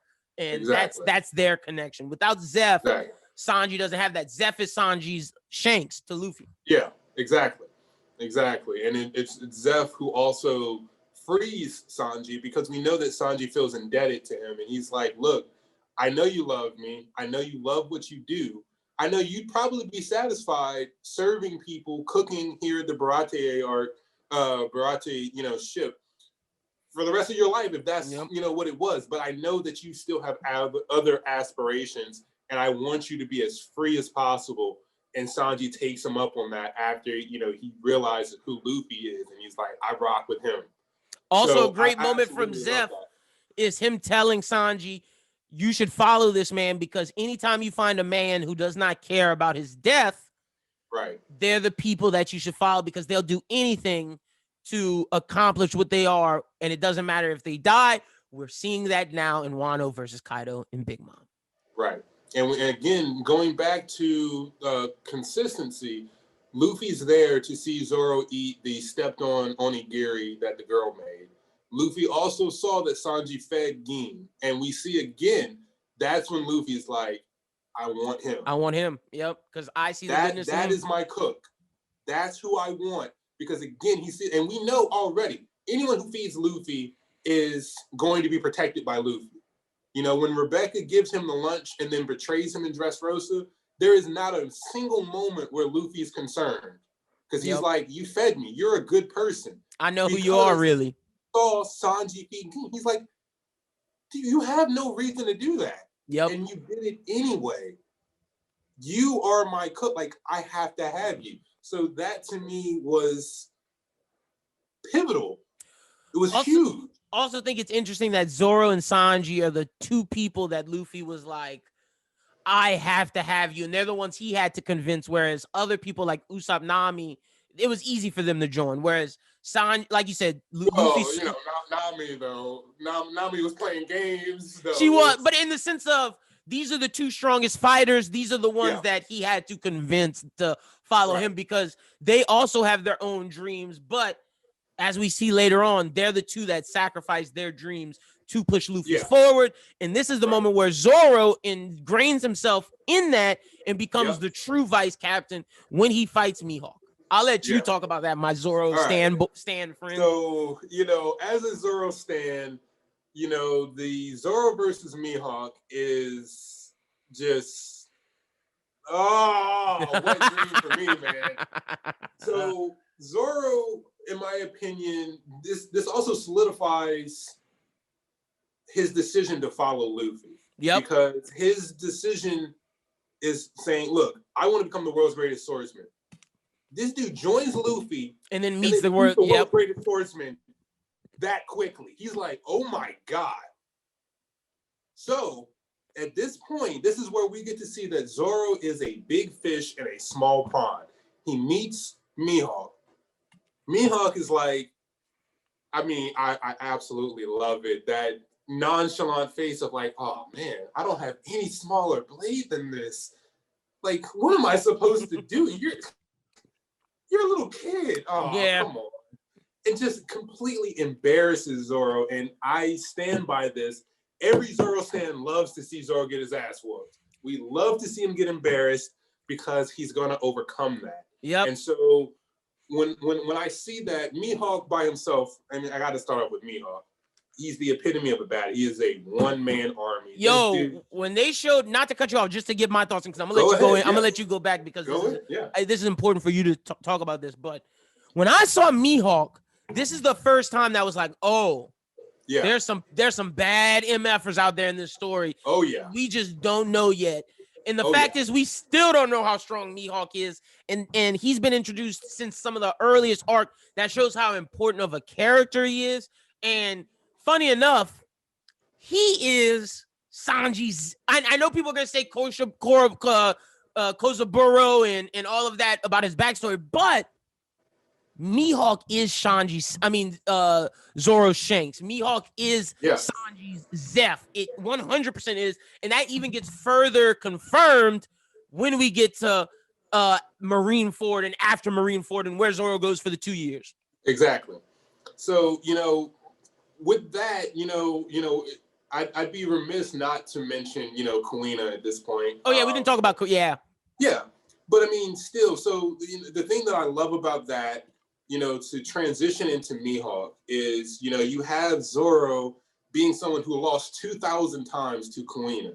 So we have that foundation that is consistent for Zoro, where he understands, look, it's about the internal qualities. It's about who you are. It doesn't matter about sex, gender, or anything else. I lost to a woman 2,000 times. I never won. When she started bitching about, oh, you're going to pass me up autonomously just because you're a man. He's like, why are you, downplaying me like that? Yeah. I look up to you. I want to be like you. And you are, belittling me because you are better than me. So, he has that foundation where he's like, okay, I'm doing this. And he carries on Kuina's will. So he says, all right, Mihawk's here. Now, before I go into that, I'm just flabbergasted because we all know Mihawk came from the New World. Mm-hmm. This dude is on a subpar ship and he got all the way to East Blue. Question, was he going to the East Blue to find Shanks to fight him? That's my headcanon. Why was Mihawk in the East Blue? I definitely believe that because, when we see Mihawk show up on Shanks' island. He was shocked he lost the arm. He didn't know. He was like, I have no interest in fighting, a one-armed man. So it's like, okay, we know Mihawk is bored. He doesn't have anyone who he's like, yeah, I really want to fight you. So Shanks was that guy. So when he found out Shanks lost an arm, he was like, oh, crap. Like, I'm done for. Yeah, my partner's gone. So, yeah. So when he decimates, Don Krieg's crew off of a whim, it's like, okay, well, first of all, that's freaking awesome because he, just does it so casually. When I see him deflect the bullets just by, the slight nuance of him, using delicacy in his sword swing versus, ferocity, which he goes into with the fight with Zoro, which I'm going to get to. To me, that really set him apart. He doesn't need a grand ship. This dude is calm. He's sitting, just chilling. So, anyways, let's get into the Zoro versus Mihawk. So, Zoro challenges him. Wait, real quick. Let me ask you. Go ahead. Does it seem like Mihawk and Shanks are Luffy and Zoro if Zoro never met Luffy? Wait, repeat that. Does Mihawk represent a Zoro if Zoro never met Luffy? If Zoro went on his own and traveled the seas to become the greatest swordsman, I feel like if he met Luffy later in life, they would have a Shanks-Mihawk relationship. Yeah, I can definitely see that. Zoro doesn't show too much interest in people who aren't swordsmen for the most part, but Mihawk does represent someone who never had a Luffy per se. Yep. Zoro was by himself for a while, and he seemed perfectly fine being a lone entity, the same way that Mihawk continues to be a lone entity. He doesn't look for a crew. This is important in Marineford when he notices, Luffy's greatest power. Yep. So yes, I absolutely see it. And it's evident because when Mihawk trains Zoro later, he says, you found someone, to lay down your ambition for, which to me is a self-reflection of, that's one thing I never had. Yep. All I've ever had is my ambition. So I actually enjoy the fact that you kind of represent me, but you're going to be better than me because you have something that I never had. You're fighting for something more than yourself. Right, exactly. And we kind of see that, you know, in the way that he cares about, oh, great. Here I go again, forgetting names. The ghost girl. Oh, Perona. Perona. You know, he cares about Perona when the warlords get abolished. So he's like, hey, you know, take care. And she has that whole crying aspect. It was hilarious. And he obviously allowed her to stay with him on the Muggy Kingdom. But I think that that's also in part due to Zoro making an impression on him. Mm-hmm. So to go into that, I love the beginning of the fight where Mihawk knows, okay, you're nowhere near me, so I'm just going to be condescending as hell. Yeah. But we know that Mihawk is very interested in Zoro because as they're fighting, he says, like, what ferocity? Like, even though Zoro's nowhere near his level and he's parrying him with a toy, he's like, wow, like, this dude's actually kind of impressive considering he has no mastery of hockey. He is way out of his league. He's from the weakest sea. He's in the weakest sea. I don't even, like, Mihawk doesn't know Zoro. You know, yes, Zoro has a reputation. He is the Mihawk of the East Blue. Mm-hmm. But to Mihawk, he's absolutely nobody. He's a frog in a small pond. He's a frog in a well. Yep. So when Mihawk completely dismantles this guy and stabs him through the chest, and Zoro refuses to back up, and he's like, look, I'll kill you. Mm-hmm. You know, like, what are you doing? And Zoro's like, yeah, but I refuse to take a step back because I feel like that would be defeat. And he's like, that's exactly what defeat is. And he's like, I'd rather die. And we see Mihawk's like I think Mihawk literally got goosebumps there. He's like, oh shit, I need you. You're so special. It's like that was the Shanks moment where when Luffy said, I'm going to be king of the pirates, Shanks said, okay, wait a minute. I'm a bet on you. You were cool. Like you were hanging with me for a little while with my crew and, you know, you were a cool little kid. But now it's like, okay, no, you need my hat. So what the derivative of this is the scar. Yep. That's Shanks' hat. And that's why that Mihawk agreed to train him later. Right. And the more now that we know this, you know, I'm not saying that, you know, Luffy and Zoro are literally Saiyans, but Mihawk knew how to cut Zoro in such a way that perhaps that led to like a perpetual hockey bloom. Zoro's on the brink of death. Yeah. And Mihawk's like, I won't kill you, but I'm going to give you such an egregious wound that you will never forget me. You will be on the brink of death. Your spirit will have to grow exponentially stronger. This is my bond with you. I'm going to scar you permanently. You will never forget. Obviously, you wouldn't forget this, but this is Shanks' hat. And I love that you say that. I never thought of that before, but that 100% is Shanks' hat. Yes. So that to me was beautiful. I also love the subtlety of the fact that Mihawk completely destroyed every blade except Wado Ichimonji, which showcases I was gonna say that's huge. That, you know, objects have souls. So we never see Mihawk or hear Mihawk's thoughts, but we know that Mihawk identified. He said, "Okay, wait, that's a special blade. This is a special guy. These other katana are nothing. So I will completely shatter them. I will not even nick Wado Ichimonji. Yep. At all." So, you know, Zoro, turns around and says, you know, scars on the back are a swordsman's shame. And we see Mihawk's like, hell yes. I like that. What is your name? You know, he asked us this before when he actually stabbed Zoro. He's like, you know, tell me your name. I'm actually going to use Yoru now. And remember this. You're not at the power level to deserve Yoru, but your spirit deserves Yoru. And I'm gonna let you feel it so you know what it is forever. Also, real quick, not to cut you off, I feel like this, what we saw from the Wado in this moment, everything that we know going forward about swordsmen and blades.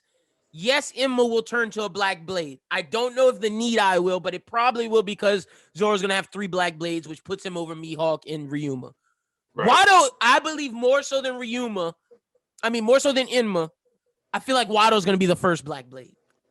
That's actually something that I had an issue with the fact that Hitetsu mentions, Enma isn't a black blade yet, and you should make it a black blade, because we still don't know the process of making a black blade, but I would assume the longer a swordsman's with a blade and the closer he's connected to it, and the more he channels his hockey into it, the quicker he turns into a black The closer blade. he is to the soul, because I feel like Kuina's soul's in that blade. We know that Odin's soul is inside of Enma, or some form of that. His will is. Kuina's there. He's closer with Kuina.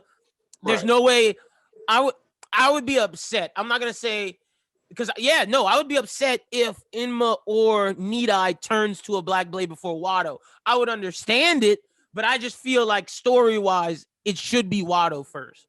Yeah, I mean, to transition from this to another degree, a lot of people say that, they wish that Zoro had like his own blade that was forged for him.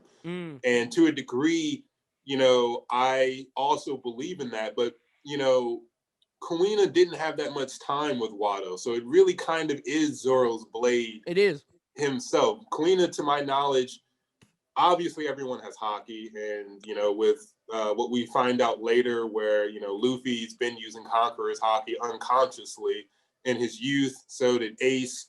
And it could be said that Kuina didn't. Hockey was so weak because she didn't believe in herself. Hockey's willpower. Right. It's right.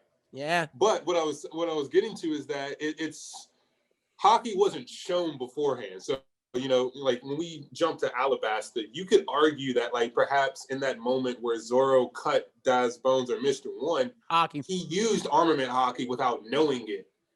And we obviously didn't see like the black aura or anything, but you don't always have to see black aura. So to a degree, Wado should, without a doubt, be the first blade that Zoro turns black. So I completely agree with that. And so to that end, to go back to the Mihawk situation, it almost feels like, because Mihawk also talks about Yoru almost as if it's separate from him. He's like, let's see how you fare against Yoru, this black blade. When Marineford comes around, he's like, I'm sorry, Shanks, I'm not going to hold back. But he's more like, let's see how Luffy does against Yoru, this black blade. Like, he's always talking about Yoru as if it's a separate thing that has its own desire. So it's almost as if when Zoro turned around, well, after, he got stabbed and Mihawk decided to use Yoru, it's almost like Yoru was probably telling Mihawk, hey, use me. I like this guy. The same way that Ryuma was like, hey, Shusui actually wants to be with you. It would be an honor for you to be the Shushui's master. Let me cut this guy. Let me actually cut this guy. And Mihawk's like, all right, Yoru's with it, I'm with it. Yoru's like, I understand how you feel. Let me test him now. You're right. You got to play around with him. Let me mess with him. Yep. So Mihawk cuts him, and then immediately, Luffy's out here screaming because he's like, oh shit, is Mihawk about to kill my right-hand man? And Mihawk's like, chill, bro. Like, I'm not gonna kill him. He's good. He's all right. I just scarred him and I left him with a memento like that hat. So I absolutely love that. I absolutely love the moment right after that where, obviously Zoro's in excruciating pain, but he's saying, Captain, I will never lose again. Is that okay with you? I promise you, I will never lose again. And that's the moment to me that endears Zoro to Luffy. And like you were talking about earlier about how Zoro was all about himself. And this is the moment where he's like, you know what? This guy got me here to this point where I never would have been. I'm going to give my all for him and I will accomplish my dreams. But more so than that, I'm going to make him king of the pirates. Right. And it's also one of the moments where, again, I'm not even sure if Mihawk was aware of this until Marineford, but they almost seemed chummy for a while. Like Mihawk was standing next to Luffy, admiring Zoro, and it's like Mihawk is this badass. Like he should not be standing next to anybody, really. Especially this little rubber kid. He's like this little rubber kid. He's like, so this is your swordsman? Like, yeah, he's pretty cool, man. It's like, especially because Luffy's such a weakling right now, man. This is like beta Luffy. There's no reason for Mihawk to be like, if anyone, he probably should have been like around Zeph, and Zeph's like, okay, well, I sense you're legit, these are some upstarts, but he's still cool with Luffy. He's like, yeah, man, you got a good swordsman. I can't wait to fight him again. Yep. It's like, okay, I rock with that. I love the fact that Sanji was able to witness this as well. Big for him. The whole audience, you know, the fact that this happened in front of everyone, Johnny and Yasaku were like, yo, stay down, don't do this. It's just that whole sequence to me was beautiful setup. One of the best moments, if not the best moment of the East Blue. Yeah, without a doubt.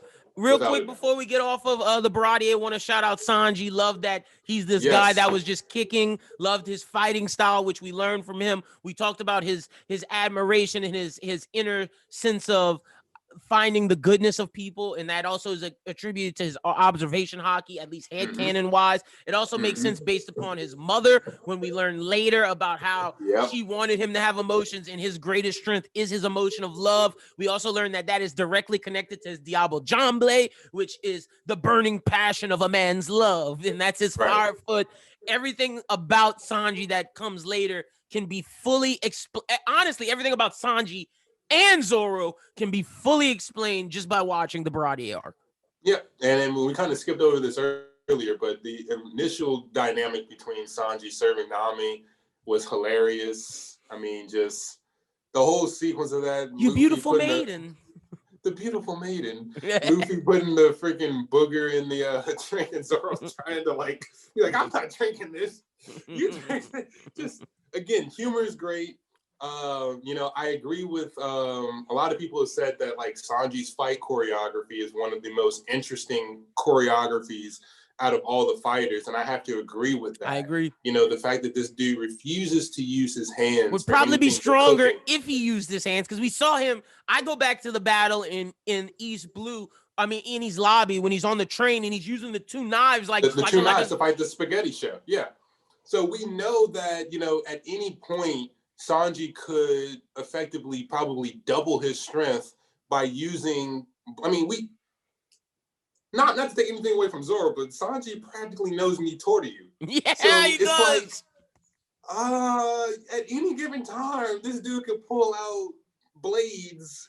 And it just shows how strongly, and again, this could even be more so Sanji's tie to Luffy, but how strong they are to their convictions of Sanji will not use his hands because it's only for cooking, and Sanji will not hit a woman. I think we talked about in pre-pro about how you said that that's tied directly to his love for his mother and his sister. Makes complete sense, but even more so, it's Sanji's a man of conviction, and he's a man of his word, and he stays true to it. That's also a quality of Luffy. Right.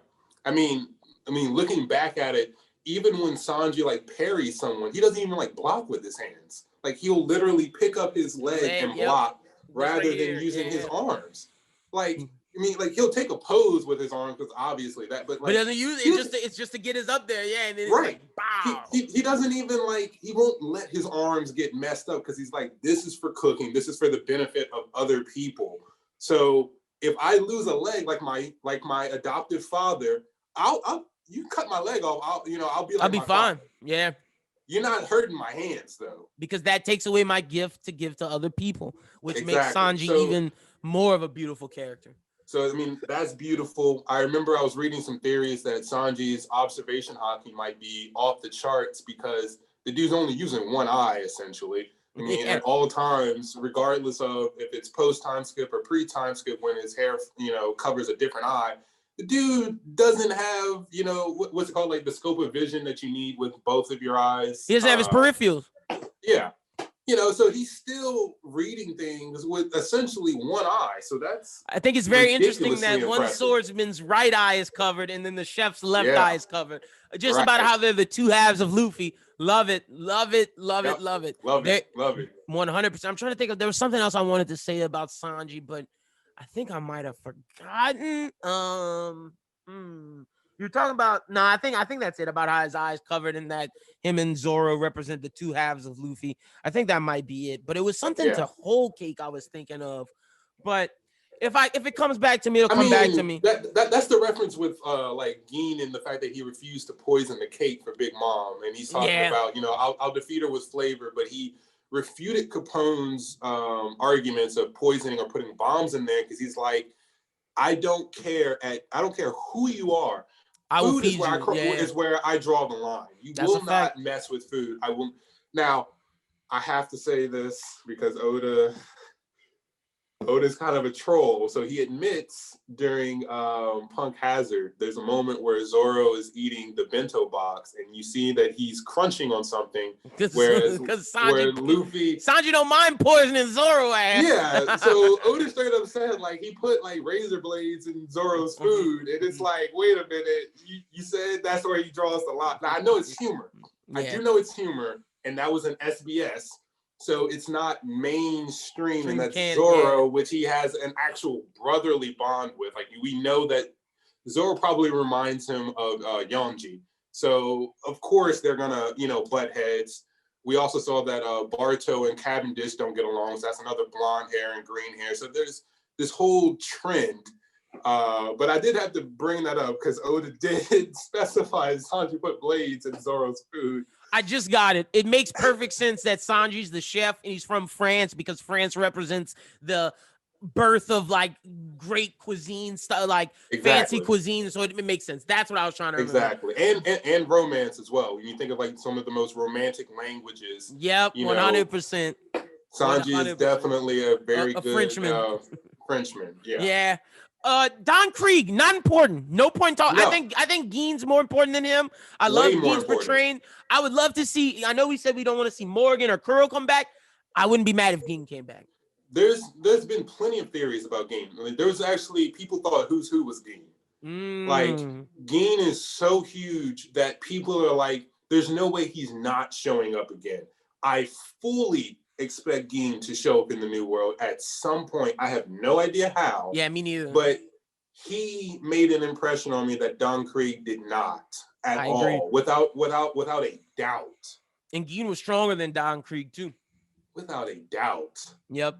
So what do you rate the Baradier arc 1 through 5? Obviously, you guys, if you see that this was an arc that was important to us because this was probably the longest we've spent on an arc. So, but it needed that though. It needed that. I don't think I'm going to give anything a perfect 5 out of 5. So I'm going to give it a 4.5. Yeah, that's exactly where I was at. I'm giving it a 4.5. Best arc we've watched so far. Best arc in the East Blue so far. The only one to compare is the next one, Arlong Park. So this is the Nami arc. So Arlong Park, also referred to as the Arlong arc.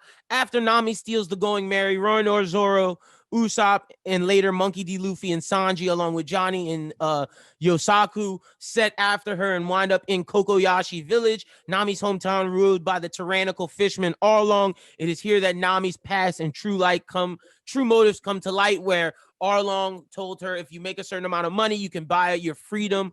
You can buy your freedom from us. This man also killed Nami's mother, or her adopted mother. Well, her mother. Fuck that. It's her mother. Killed her mother. And then Nami's whole reason why she's this cat burglar Nami and why she does all of these things is to pay back Arlong to get the freedom for her village. This is why she hates pirates. This is why she can't trust pirates, because of Arlong. And the thing is, the village knew all of this, but they didn't say anything to her because they wanted her to not feed. I don't get why they didn't say anything to her. I know they say why, but like they didn't want her to feel, I guess, bad. I don't know. I never understood that explanation for why, but that's basically Arlong Park in a jiffy. But something that I think is huge, which I think we should start with, the introduction of the fishmen and the idea of fishmen versus humans. And it's also, again, don't judge his books by his cover, because later on we find out everything about fishermen with Fisher Tiger, Arlong being there, and find out why Arlong's hatred for humans at this point seems very surface level. But when we get later on, we learn that, oh no, there's a reason why Arlong hates humans. Right. Whether right or not, there's a reason why. And the fishermen can be represented as African Americans in America. Right. So One Piece tackles racial inequality in a multitude of ways, and the Fisherman arc via Arlong Park is one of the first easily, relatable things to racial inequality. We don't get all of that backstory until later, but we are told that, obviously Arlong hates humans due to, inequality and those kind of issues. So this arc for me was wonderful, again, because we get that focus on Nami. But before you go there, this just hit me based on what you said. I don't know if this is going to happen, but is it a coincidence that, Sanji, we don't find out about Sanji's real parents until later, so he has an adoptive father. Luffy is not raised by his parents, so he has an adoptive mother in Dadan, who, we learn about later. Zoro is not raised by his parents. So we find out that Sanji's a prince. Zoro may be a samurai of royal samurai lineage via the Shimotsuki lineage. Luffy, we still don't know who his mother is per se, but we know that he's related to Dragon. Garp, Yeah, the greatest marine ever, and Dragon, the one of who we'll have a discussion about at some point, but the world's most wanted man. And we know he's powerful. And I'm going to be talking a whole lot about him in Logtown because I noticed a whole lot of stuff there. But I wonder if we're ever going to find out who's Nami's real parents. And I hope it's not a rip of Sanji and we find out that she's some princess or something that got dropped off. I don't think so, but I would love if she was part. So. I would love if she was half fishman and she didn't know it. Well, that would make a lot of sense for how she understands the weather and some other things. But that would be nice too, due to her tether to Jinbei that we find out. But so going into that, I'm very intrigued because we know that Nami has been using Luffy, Zoro, Sanji, Usopp to a degree. Now, it's still tough because ever since Orange Town, we know that Nami's been internally in conflict about using Luffy because she knows Luffy's not the kind of pirate who she has no problems manipulating. She feels bad about this, but she knows that she values her village and her family above everything else. So that's a fact. She has to kind of sacrifice what she has to sacrifice to make that happen. So this to me is the epitome of that internal struggle, and I thought it was beautiful. So the moment when Zoro conflicts with Nami and she brings him in, all tied up, and then she's like, oh crap, like Zoro's going to die. And so Zoro calls, and I know I'm jumping around here. But, oh no, you good. Zoro jumps into the pond and we see Nami jump in immediately after and save Zoro, and Zoro comes out and he's like, I knew you weren't something's like going on. There's more, than meets the eye with this. You did not let me die. So I love that conflict. So when we find out that, Nami's been stealing from pirates in order to free her village because this tyrannical fishman has come in, and again, we get the notion of a corrupt government because Arlong could not do this without the Marines. Without that slimy ass Marine. So it's like, okay, again, the Marines are looking really, really bad from the onset. Kobe is a ray of shining, light in what seems to be this almost evil organization at this point. Because between Captain Morgan and now we haven't seen a good Marine yet. We still have not. We really haven't seen a good Marine. So it's like, what's going on here? Yeah. So Nami has to take things into her own hands. She can't, rely on the Navy to come and bail her village out. So she's been doing what she does. So she uses the Straw Hats. She feels bad about it. Arlong betrays her. She finds out that Arlong stole all that money that she's been hiding. When she finally made it to, the promised amount, and Arlong is like, yeah, well, no, you got to start all over. You got to start it again. Yep. Because his plan was to always keep Nami as, the greatest cartographer, constantly making maps, constantly in servitude to her. So it's as beautiful. As a slave. Yes, that's okay. Bro, isn't that crazy? Like, his whole thing is he hates the fact that the Celestial Dragons, the Tenryubito, have slaves, but yet he was doing what he hated. He was doing the exact same thing that he hated and fought against, what his master or the guy he looked up to, Fisher Tiger, would be so anti against, because we saw how they treated Koala. And it's like, you disgrace me as Fisher Tiger and everything I asked you on my deathbed. And that's what Arlong did, which is crazy. Right. And we saw that, Jinbei even tried to steer him, hundreds of episodes later. Jinbei tried to steer him on the right direction, but Jinbei gave him the benefit of the doubt. He said, look, I'm not going to baby you. If this is what you want to do, go do it. Look, I got to do my thing. I'm going to beat your ass. I'm going to try and get you on the right path, but you separated yourself. And Jinbei did not know that Arlong was doing this in East Blue. So yes, he apologized to Nami later, but that was beautiful. So to get into that a little bit, we see the massive strength of Fishman. We see those the village that got flipped upside down. It's just okay. There's no way in the world Nami could oppose this. So she has to capitulate. She has to go into servitude. She gets that tattoo. And so obviously the most beautiful moment is when this woman is stabbing this tattoo. The pain, the physical pain is nothing compared to the emotional pain that she's going through. You took my mom away, you took my village away, you took my freedom away, and now you're about to take away the only people who cared about me with the straw hats. I can't stand you, Arlong. So to go back to consistency, Luffy was waiting on Nami to make that stand. Again, Luffy knew. Luffy can read people. So he waited on Kobe. He said, look, I see that you're afraid of Alvida. I understand you don't stand a chance against Alvida. But you got to I'll beat Alvida's ass. But first, you got to call her ugly as shit. So when Kobe does that, Luffy laughs and it's like, I'm going to take over now. Nami has been pulling Luffy's strings. Luffy is an idiot, but he still knows, look, yeah, you're manipulating me. Yeah, you took from me. But there's something not right. Person. Yep. Something's going on. Similar to when Sanji didn't want to say later in Whole Cake what was going on. He's just telling these lies. But again, a stout observation that both Luffy and Sanji share. Luffy could feel it, that Sanji's lying. Something's off about Nami. Yeah, she's being manipulative, but why is she being manipulative? And I think when she does the stab, and then when Luffy gives her his treasure, that's when it connects with her, like, oh, this is his greatest treasure. And it's on top of my head, which makes me now thus his greatest treasure, which then goes back to what we were talking about, how his Nakama is his greatest treasure. Which goes back to Lowtown.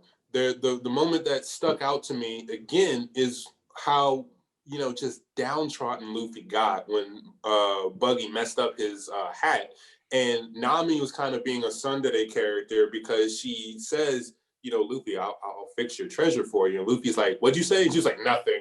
So she kind of like brushed it off, but we know that she fixed the hat for him. Yep. So Luffy stood there and watched Nami stab her. He could have stopped her, but he's like, I'm not stepping in until you say it. So Nami's stabbing herself, and then she turns around and she's like, please help me. And Luffy's like, that's all you had to do was ask. That's it. Mm-hmm. And he yells. I mean, just thinking about, again, goosebumps. He doesn't just say like, yeah, like I got you. He's like, I'm going to proclaim this to the heavens. You are under my protection. Let's go. And we see that the rest of the straw, it's the first time that we get that epic Straw Hat walk. With the music that dun, dun, dun, dun, dun, dun, dun, dun. Yep. Yeah. So, and this is the moment that made me fall in love with One Piece. Yes. Mihawk in the Baratie was the precursor to this. That was like, okay, this shit is dope. But when this happened, it was like, all right, this is a good story. Yeah. Nami at that point, she knew, okay, these people are really ride or die. I betrayed them. And, they're right here. They're not doubting me. They're not saying, well, you're going to have to do this to prove yourself. It's, you need help. We got you right now. We got you. And then they go in there, and I mean, from this point on, it is just adrenaline. Like, I love Luffy just walks straight into Arlong Park, says, yo, you Arlong? Yeah, who are you?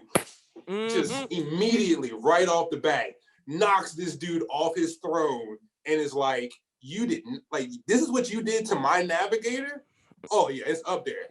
I got smoke with you, dog. Mm-hmm. So I just loved that whole oh my God. I was like, yeah, this is it.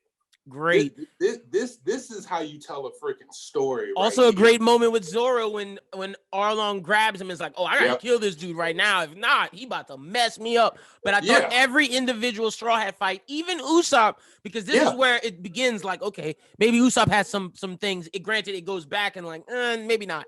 But it's these moments where Usopp versus the fisherman with the big lips, great fight. Sanji versus the dude underwater with the elbows.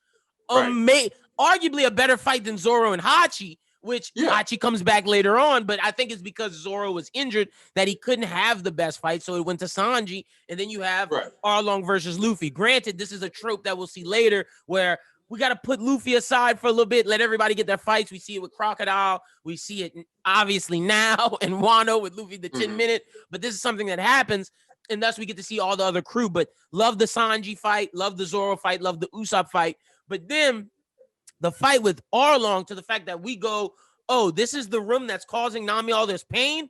I'm not only going to kick your ass, I'm destroying this whole motherfucker. It's coming down. Right.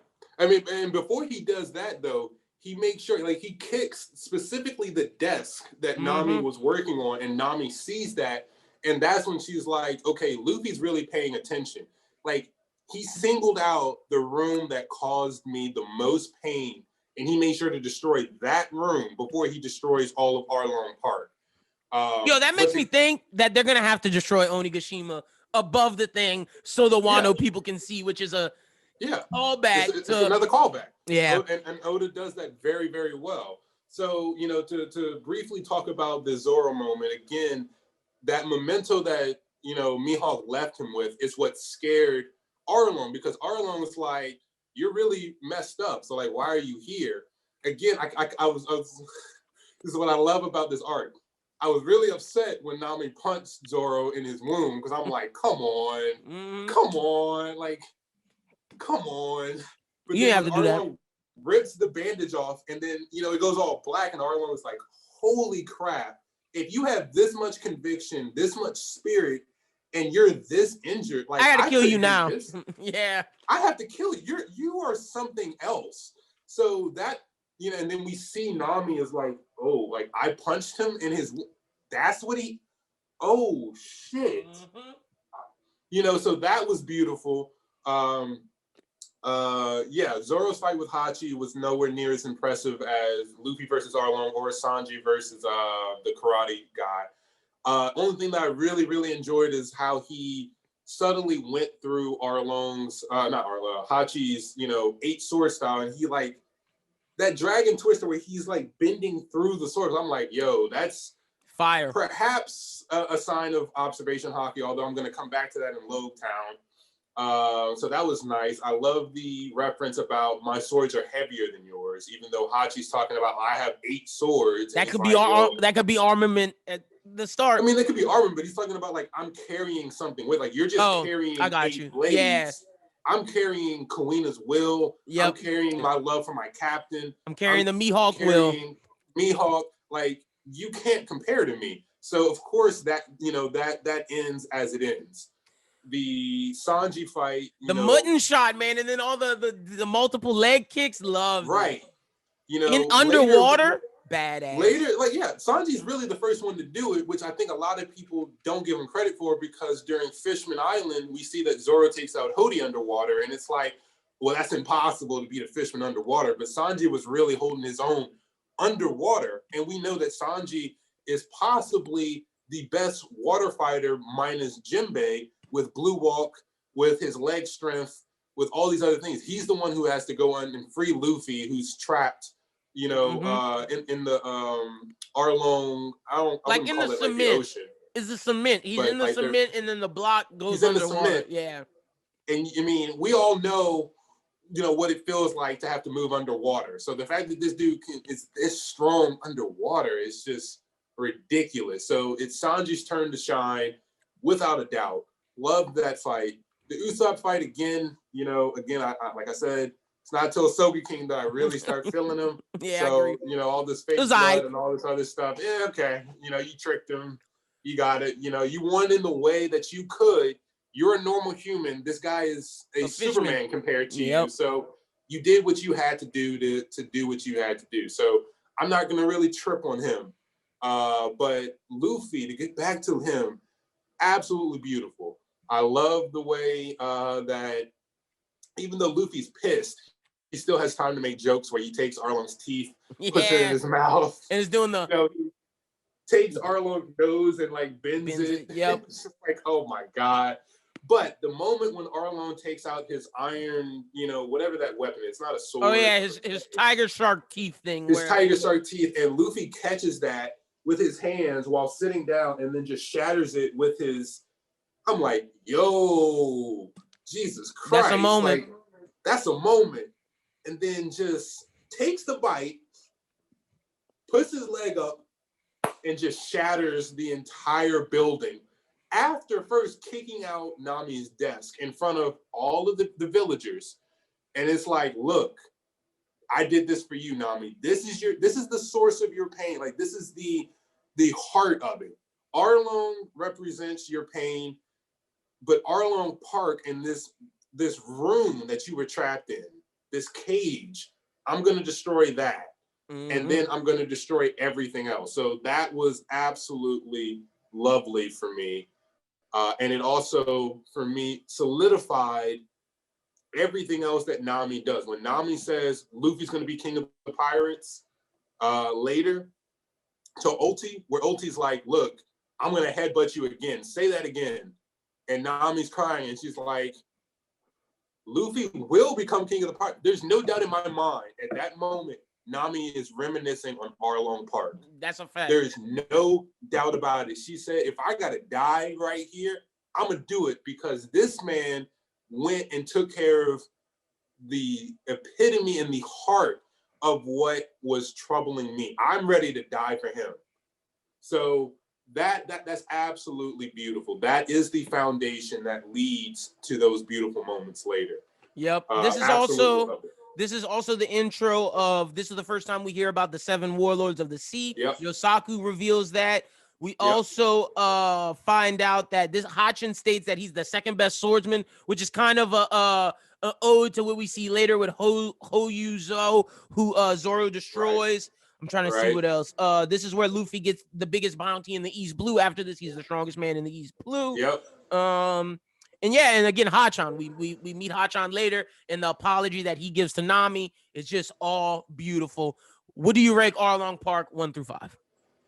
Again, I have to give it a 4.5. I'm with you. It tied with Barati because, again, there's arcs that are coming that's going to be a 5. I can't give these early arcs 5 when things like Dressrosa and East Lobby exist. But it's a 4 or 5. It's great. It's absolutely phenomenal, and I mean, it's the core. Because I mean, to me, not to get too much into shipping, but before Boa Hancock was introduced, it was Nami and Luffy. It was Nami and Luffy, and it's like, I'm not saying that like someone who like saves you or rescues you, it has to be the one who you fall in love with or anything, but like from an emotional tie. From the stabbing to Nami turning to Luffy and crying and saying, please help me. And Luffy not only beating Arlong, but singling out what made Nami cry. I was like, yo, like that is the bond that, when you watch Strong World, which of course is, just a movie, Nami leaves. And there's the whole anger that Luffy has when, he thinks that Nami just left and had no trust in him or whatever. But Nami's like, look, I'm rocking with you till I'm done. Like, till the wheels fall off. Arlong Park is it. And that's why when you say she was thinking of him during the ulti moment, that's 100%, 1,000%. 100%. Same thing with Robin, later. After Annie's lobby, she is prepared to die at any given moment. But when we get to that, I have a question for you. Which was a better moment? I want to live or Luffy, help me. Just think on it. Fans, if you want to comment now, let us know in the comment which was a better moment. Nami I'm already biased. I already have my or answer, Robin. so But we'll I'm gonna get wait. to that. We're gonna wait. Yeah, we're gonna wait. But the next arc we have, the final one of this review, is Logtown. The Straw Hats stop at the city of Logtown, where Gold D. Roger was born and executed to get supplies before heading to the Grand Line. However, a powerful Marine captain and some old enemies stand in their way, aka the White Hunter, Smoker, and Buggy the Clown. Now, I will say, the anime had a crap ton of filler in this, whereas the manga is just Luffy versus Buggy, Luffy versus Smoker, and then I think he goes inside the bar. I know the bar scene is filler as well.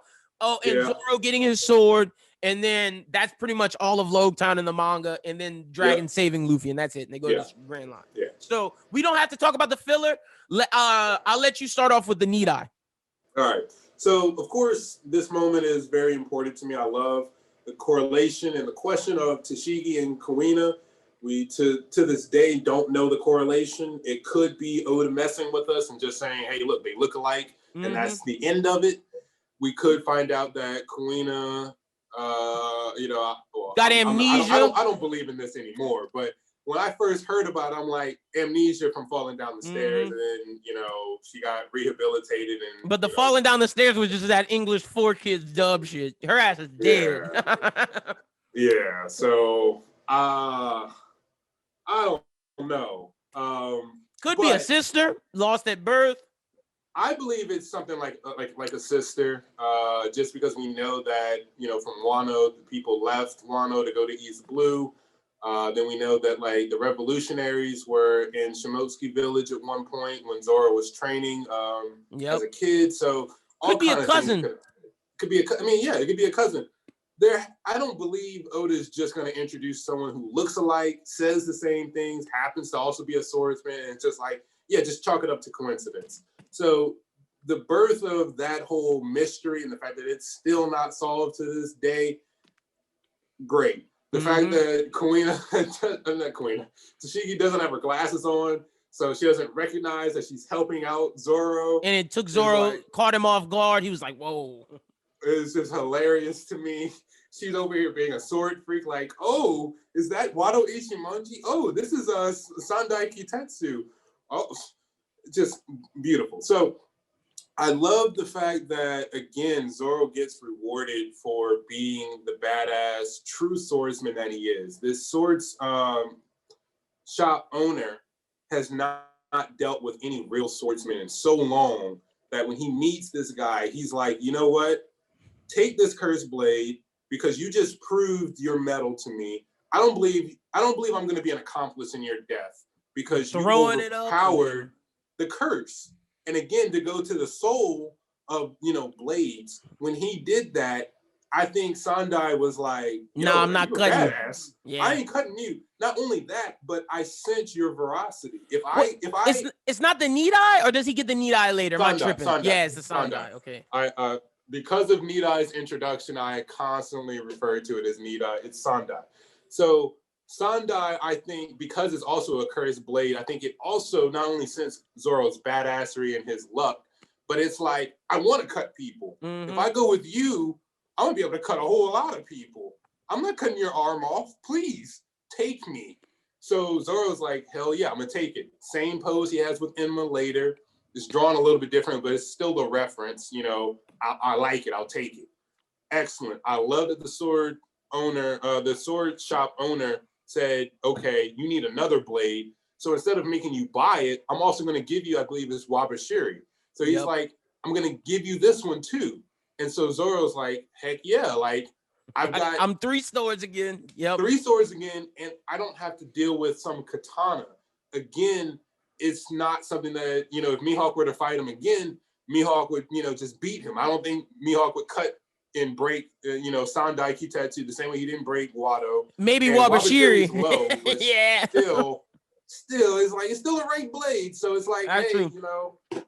But that was a great moment when the arm's just out there in the Sandai. I was like, nah, bro, we're not cutting you. And he's like, you're a problem child, but I got you. And that goes even more so to why he can control Enma, because they're sister or cousin blades made by the same creator. Well, Oh yeah, Watto, yeah. Watto and Enma, Sister Blades, but even more so, the reason why I think he control Emma because Emma may be a curse blade, or if not, has similar. It behaves exactly. Yeah, like it behaves like one. And Zoro had training for damn near 3 years now on how to deal with a curse blade. So I mean, the only issue he had, I believe, is later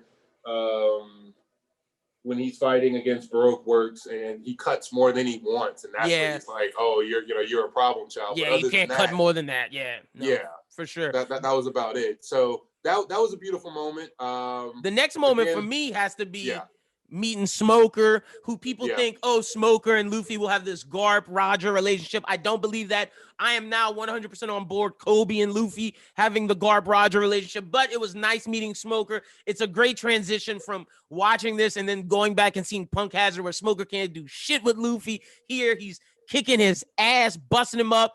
But I will touch on the end of that fight in a little bit, but Luffy also is about to die from Buggy. We get great. This is where I fall in love with Buggy, this arc. Buggy's about to kill him, and then the Will of D where Luffy smiles and is like, well, live the great life, gotta go. And he has no regret. Again, D's have no regret. They smile. That's why Ace is a bitch with that little pussy smile. We're gonna get to that in Marineford. Gosh, I got some smoke for Ace, but that's coming. Hey, I got smoke for Ace too, man. I'm glad. I'm so glad, Christian, because I do not like Ace, but we'll get to that. I don't. I don't understand why the fandom loves him so much. Because dude. You caused all of this. Save it, please. Yeah, I'm gonna save it. It burns me. I'm gonna save it. Team Sabo. That's all I gotta say for right now. Exactly. You a dumbass motherfucker for that shit. We're gonna get into all that. I love this.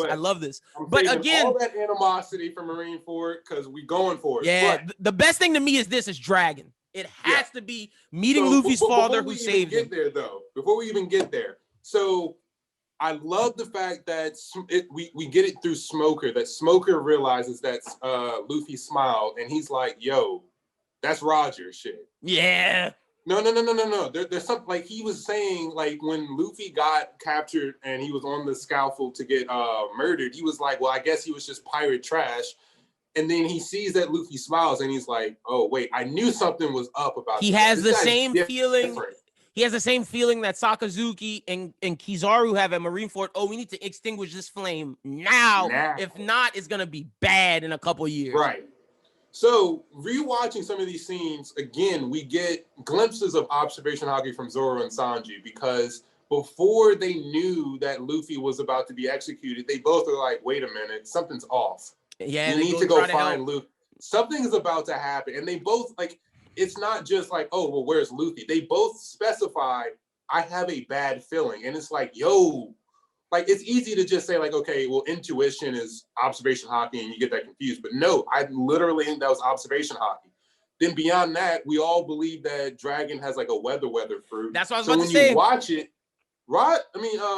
Dragon has to have future sight. Like, to me, that's future sight because he is the one who said, wait a minute, my son's about to get executed.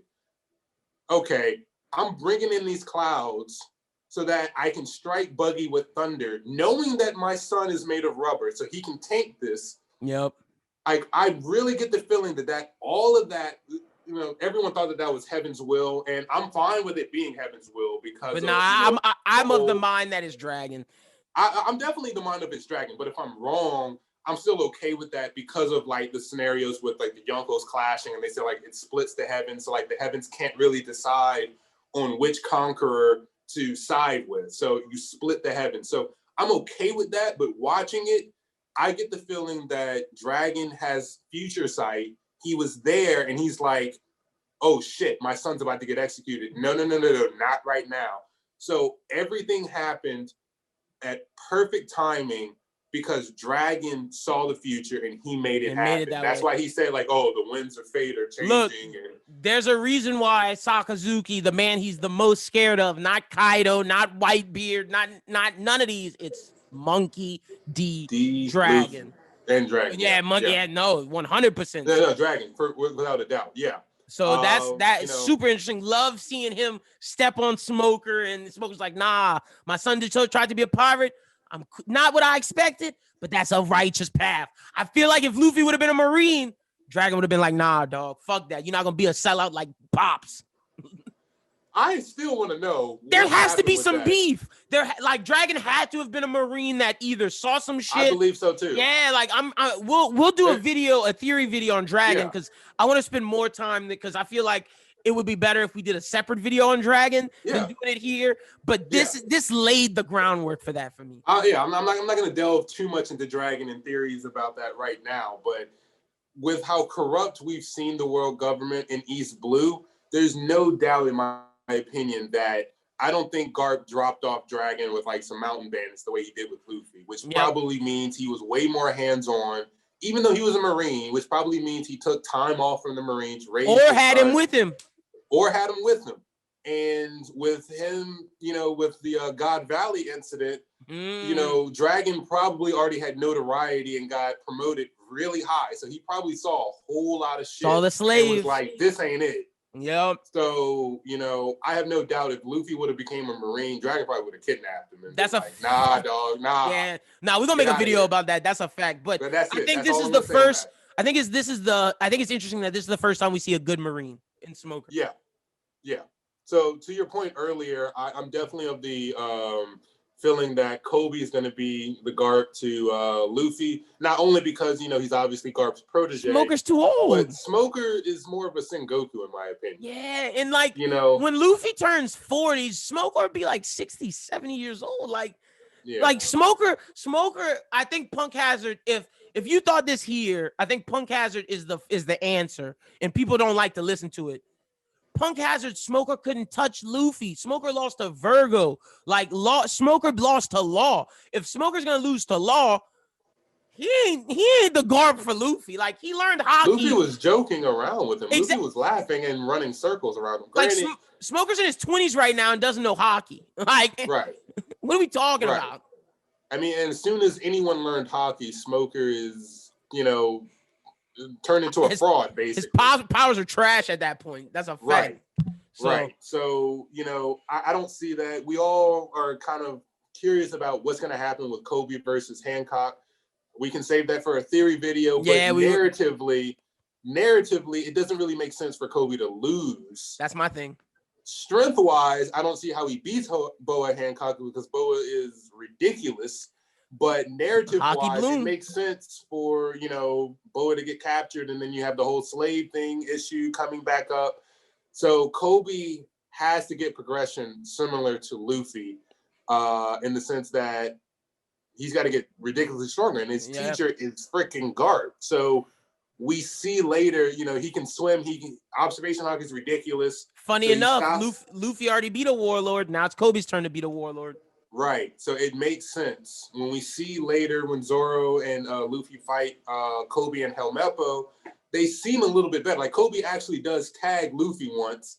And Luffy's like, oh, okay. Well, now let me show you. Then he just pins him down and Garp's laughing like, yeah, y'all don't even stand a chance. Yep. But, yeah, Kobe's supposed to be the end from, the beginning of East Blue. That was the foundation. Look, you're my friend. We are on opposing sides, but you are my friend. The same way that Roger and Garp were like, look, I rock with you. Like, please take care of my son. You were the only person I trust to take care of my son. I could have left Ace with Rayleigh. Yeah, but I chose you. That says a lot. And that's a video in itself we could make because that means a lot. But I think the final moment of this is the Straw Hats all putting their foot on the bucket as the heavens, dragon, someone sets a path for them, and they all set out their dream. Nami wants to make a map of the world. Zoro, the greatest swordsman. Sanji wants to find the all blue. Usopp wants to be a great pirate of a great warrior of the sea, and Luffy, the pirate king. Yep. What do you rate Log Town 1 through 5? I give Log Town. I'm feeling a 3.9. Yeah, you're right with me. I'm 3.7, 3.8. I'm around that point. It's not a 4, but it's good. Just because it's really good. I feel like with these ratings, 5 is perfect, 4 is good to excellent, 3 to 3.5 is average, 3.5 to 3.9 is above average. So that I think this arc is above average. It had a lot of very good components, but it in and of itself, it wasn't really that great of an arc as an arc, but it laid down, again, great foundation. I mean, Smoker recognizing that Luffy's not pirate trash just based off of the smile. Luffy, showing the will of D immediately was absolutely great. The humor was also absolutely great. I love the moment where Luffy's like, I've never been to an execution, and Buggy's like, well, you're about to be executed. Luffy's like, wait, what? No. Yeah. It's like Luffy. We get Dragon. Also, in terms of filler, love the Daddy Masterson stuff with Yasop. That was probably the best filler. But solid arc. This is probably one of the longer reviews we have to do because we did so many arcs in one, but we felt that it was necessary to just knock East Blue out of the way so we can continue moving. The only other one that I see being this long is Alabasta because we have to do Drum Island. There's a lot of shit in Alabasta that we have to do. But, Christian, this was great. This was fun. Tell the people where they can find you out on social media. Yep. So Instagram, ARCHSZN, Arc Season. If you want to look at my graphic art content, it's going to be Design Season LLC, and the same for Twitter. If you want to see my personal Twitter, I talk about One Piece all the time on there. It's what I talk about the most, probably. So that's also Arc Season at Twitter. So that's where you can find me. Y'all go follow Christian, man. A great follow on Twitter. Now, look, let me give you guys some update. There's no chapter this week, so there won't be a chapter review out on Monday. I'm not going to, because we were supposed to give you this last week, this will be out this week by the time you guys are hearing this. So you'll probably get your first theory video next week that we're going to work on. It may be Dragon. We're going to have to talk off air to see which one we're going to do, but I guarantee you'll get a theory video. And then the next break will probably be when we start working on the next arc. We're going to try to stretch these arcs out because these are big videos. So we want to have enough time to rewatch all of them. So you probably won't get the Alabaster review probably not until March. But in between then, you'll get some theory videos because there's a lot of stuff we want to talk about. But you guys can follow me at LynBWT, follow the Bros You Think at Bros You Think. If you haven't checked out the chapter 1004 review, check that out. Be sure to check out the latest episode of Anime Talk and the latest episode of the Bros Who Think podcast. We discussed Christian stories. We discussed two of them, his Valentine's Day stories. The fellas at the second one was like, we talked about the one with the two sisters. The fellas was like, yo, my mans. And then we talked about the one where you were strung along. And we was like, oh, every brother been there. Ooh, but we pointed out your mistakes on when you should have left. Great episode. One of the funniest episodes we've ever done. Y'all make sure y'all check that out. Subscribe to the YouTube because, like I said, we got a lot of content coming. But that's all we got this week. Until next time, peace. Peace.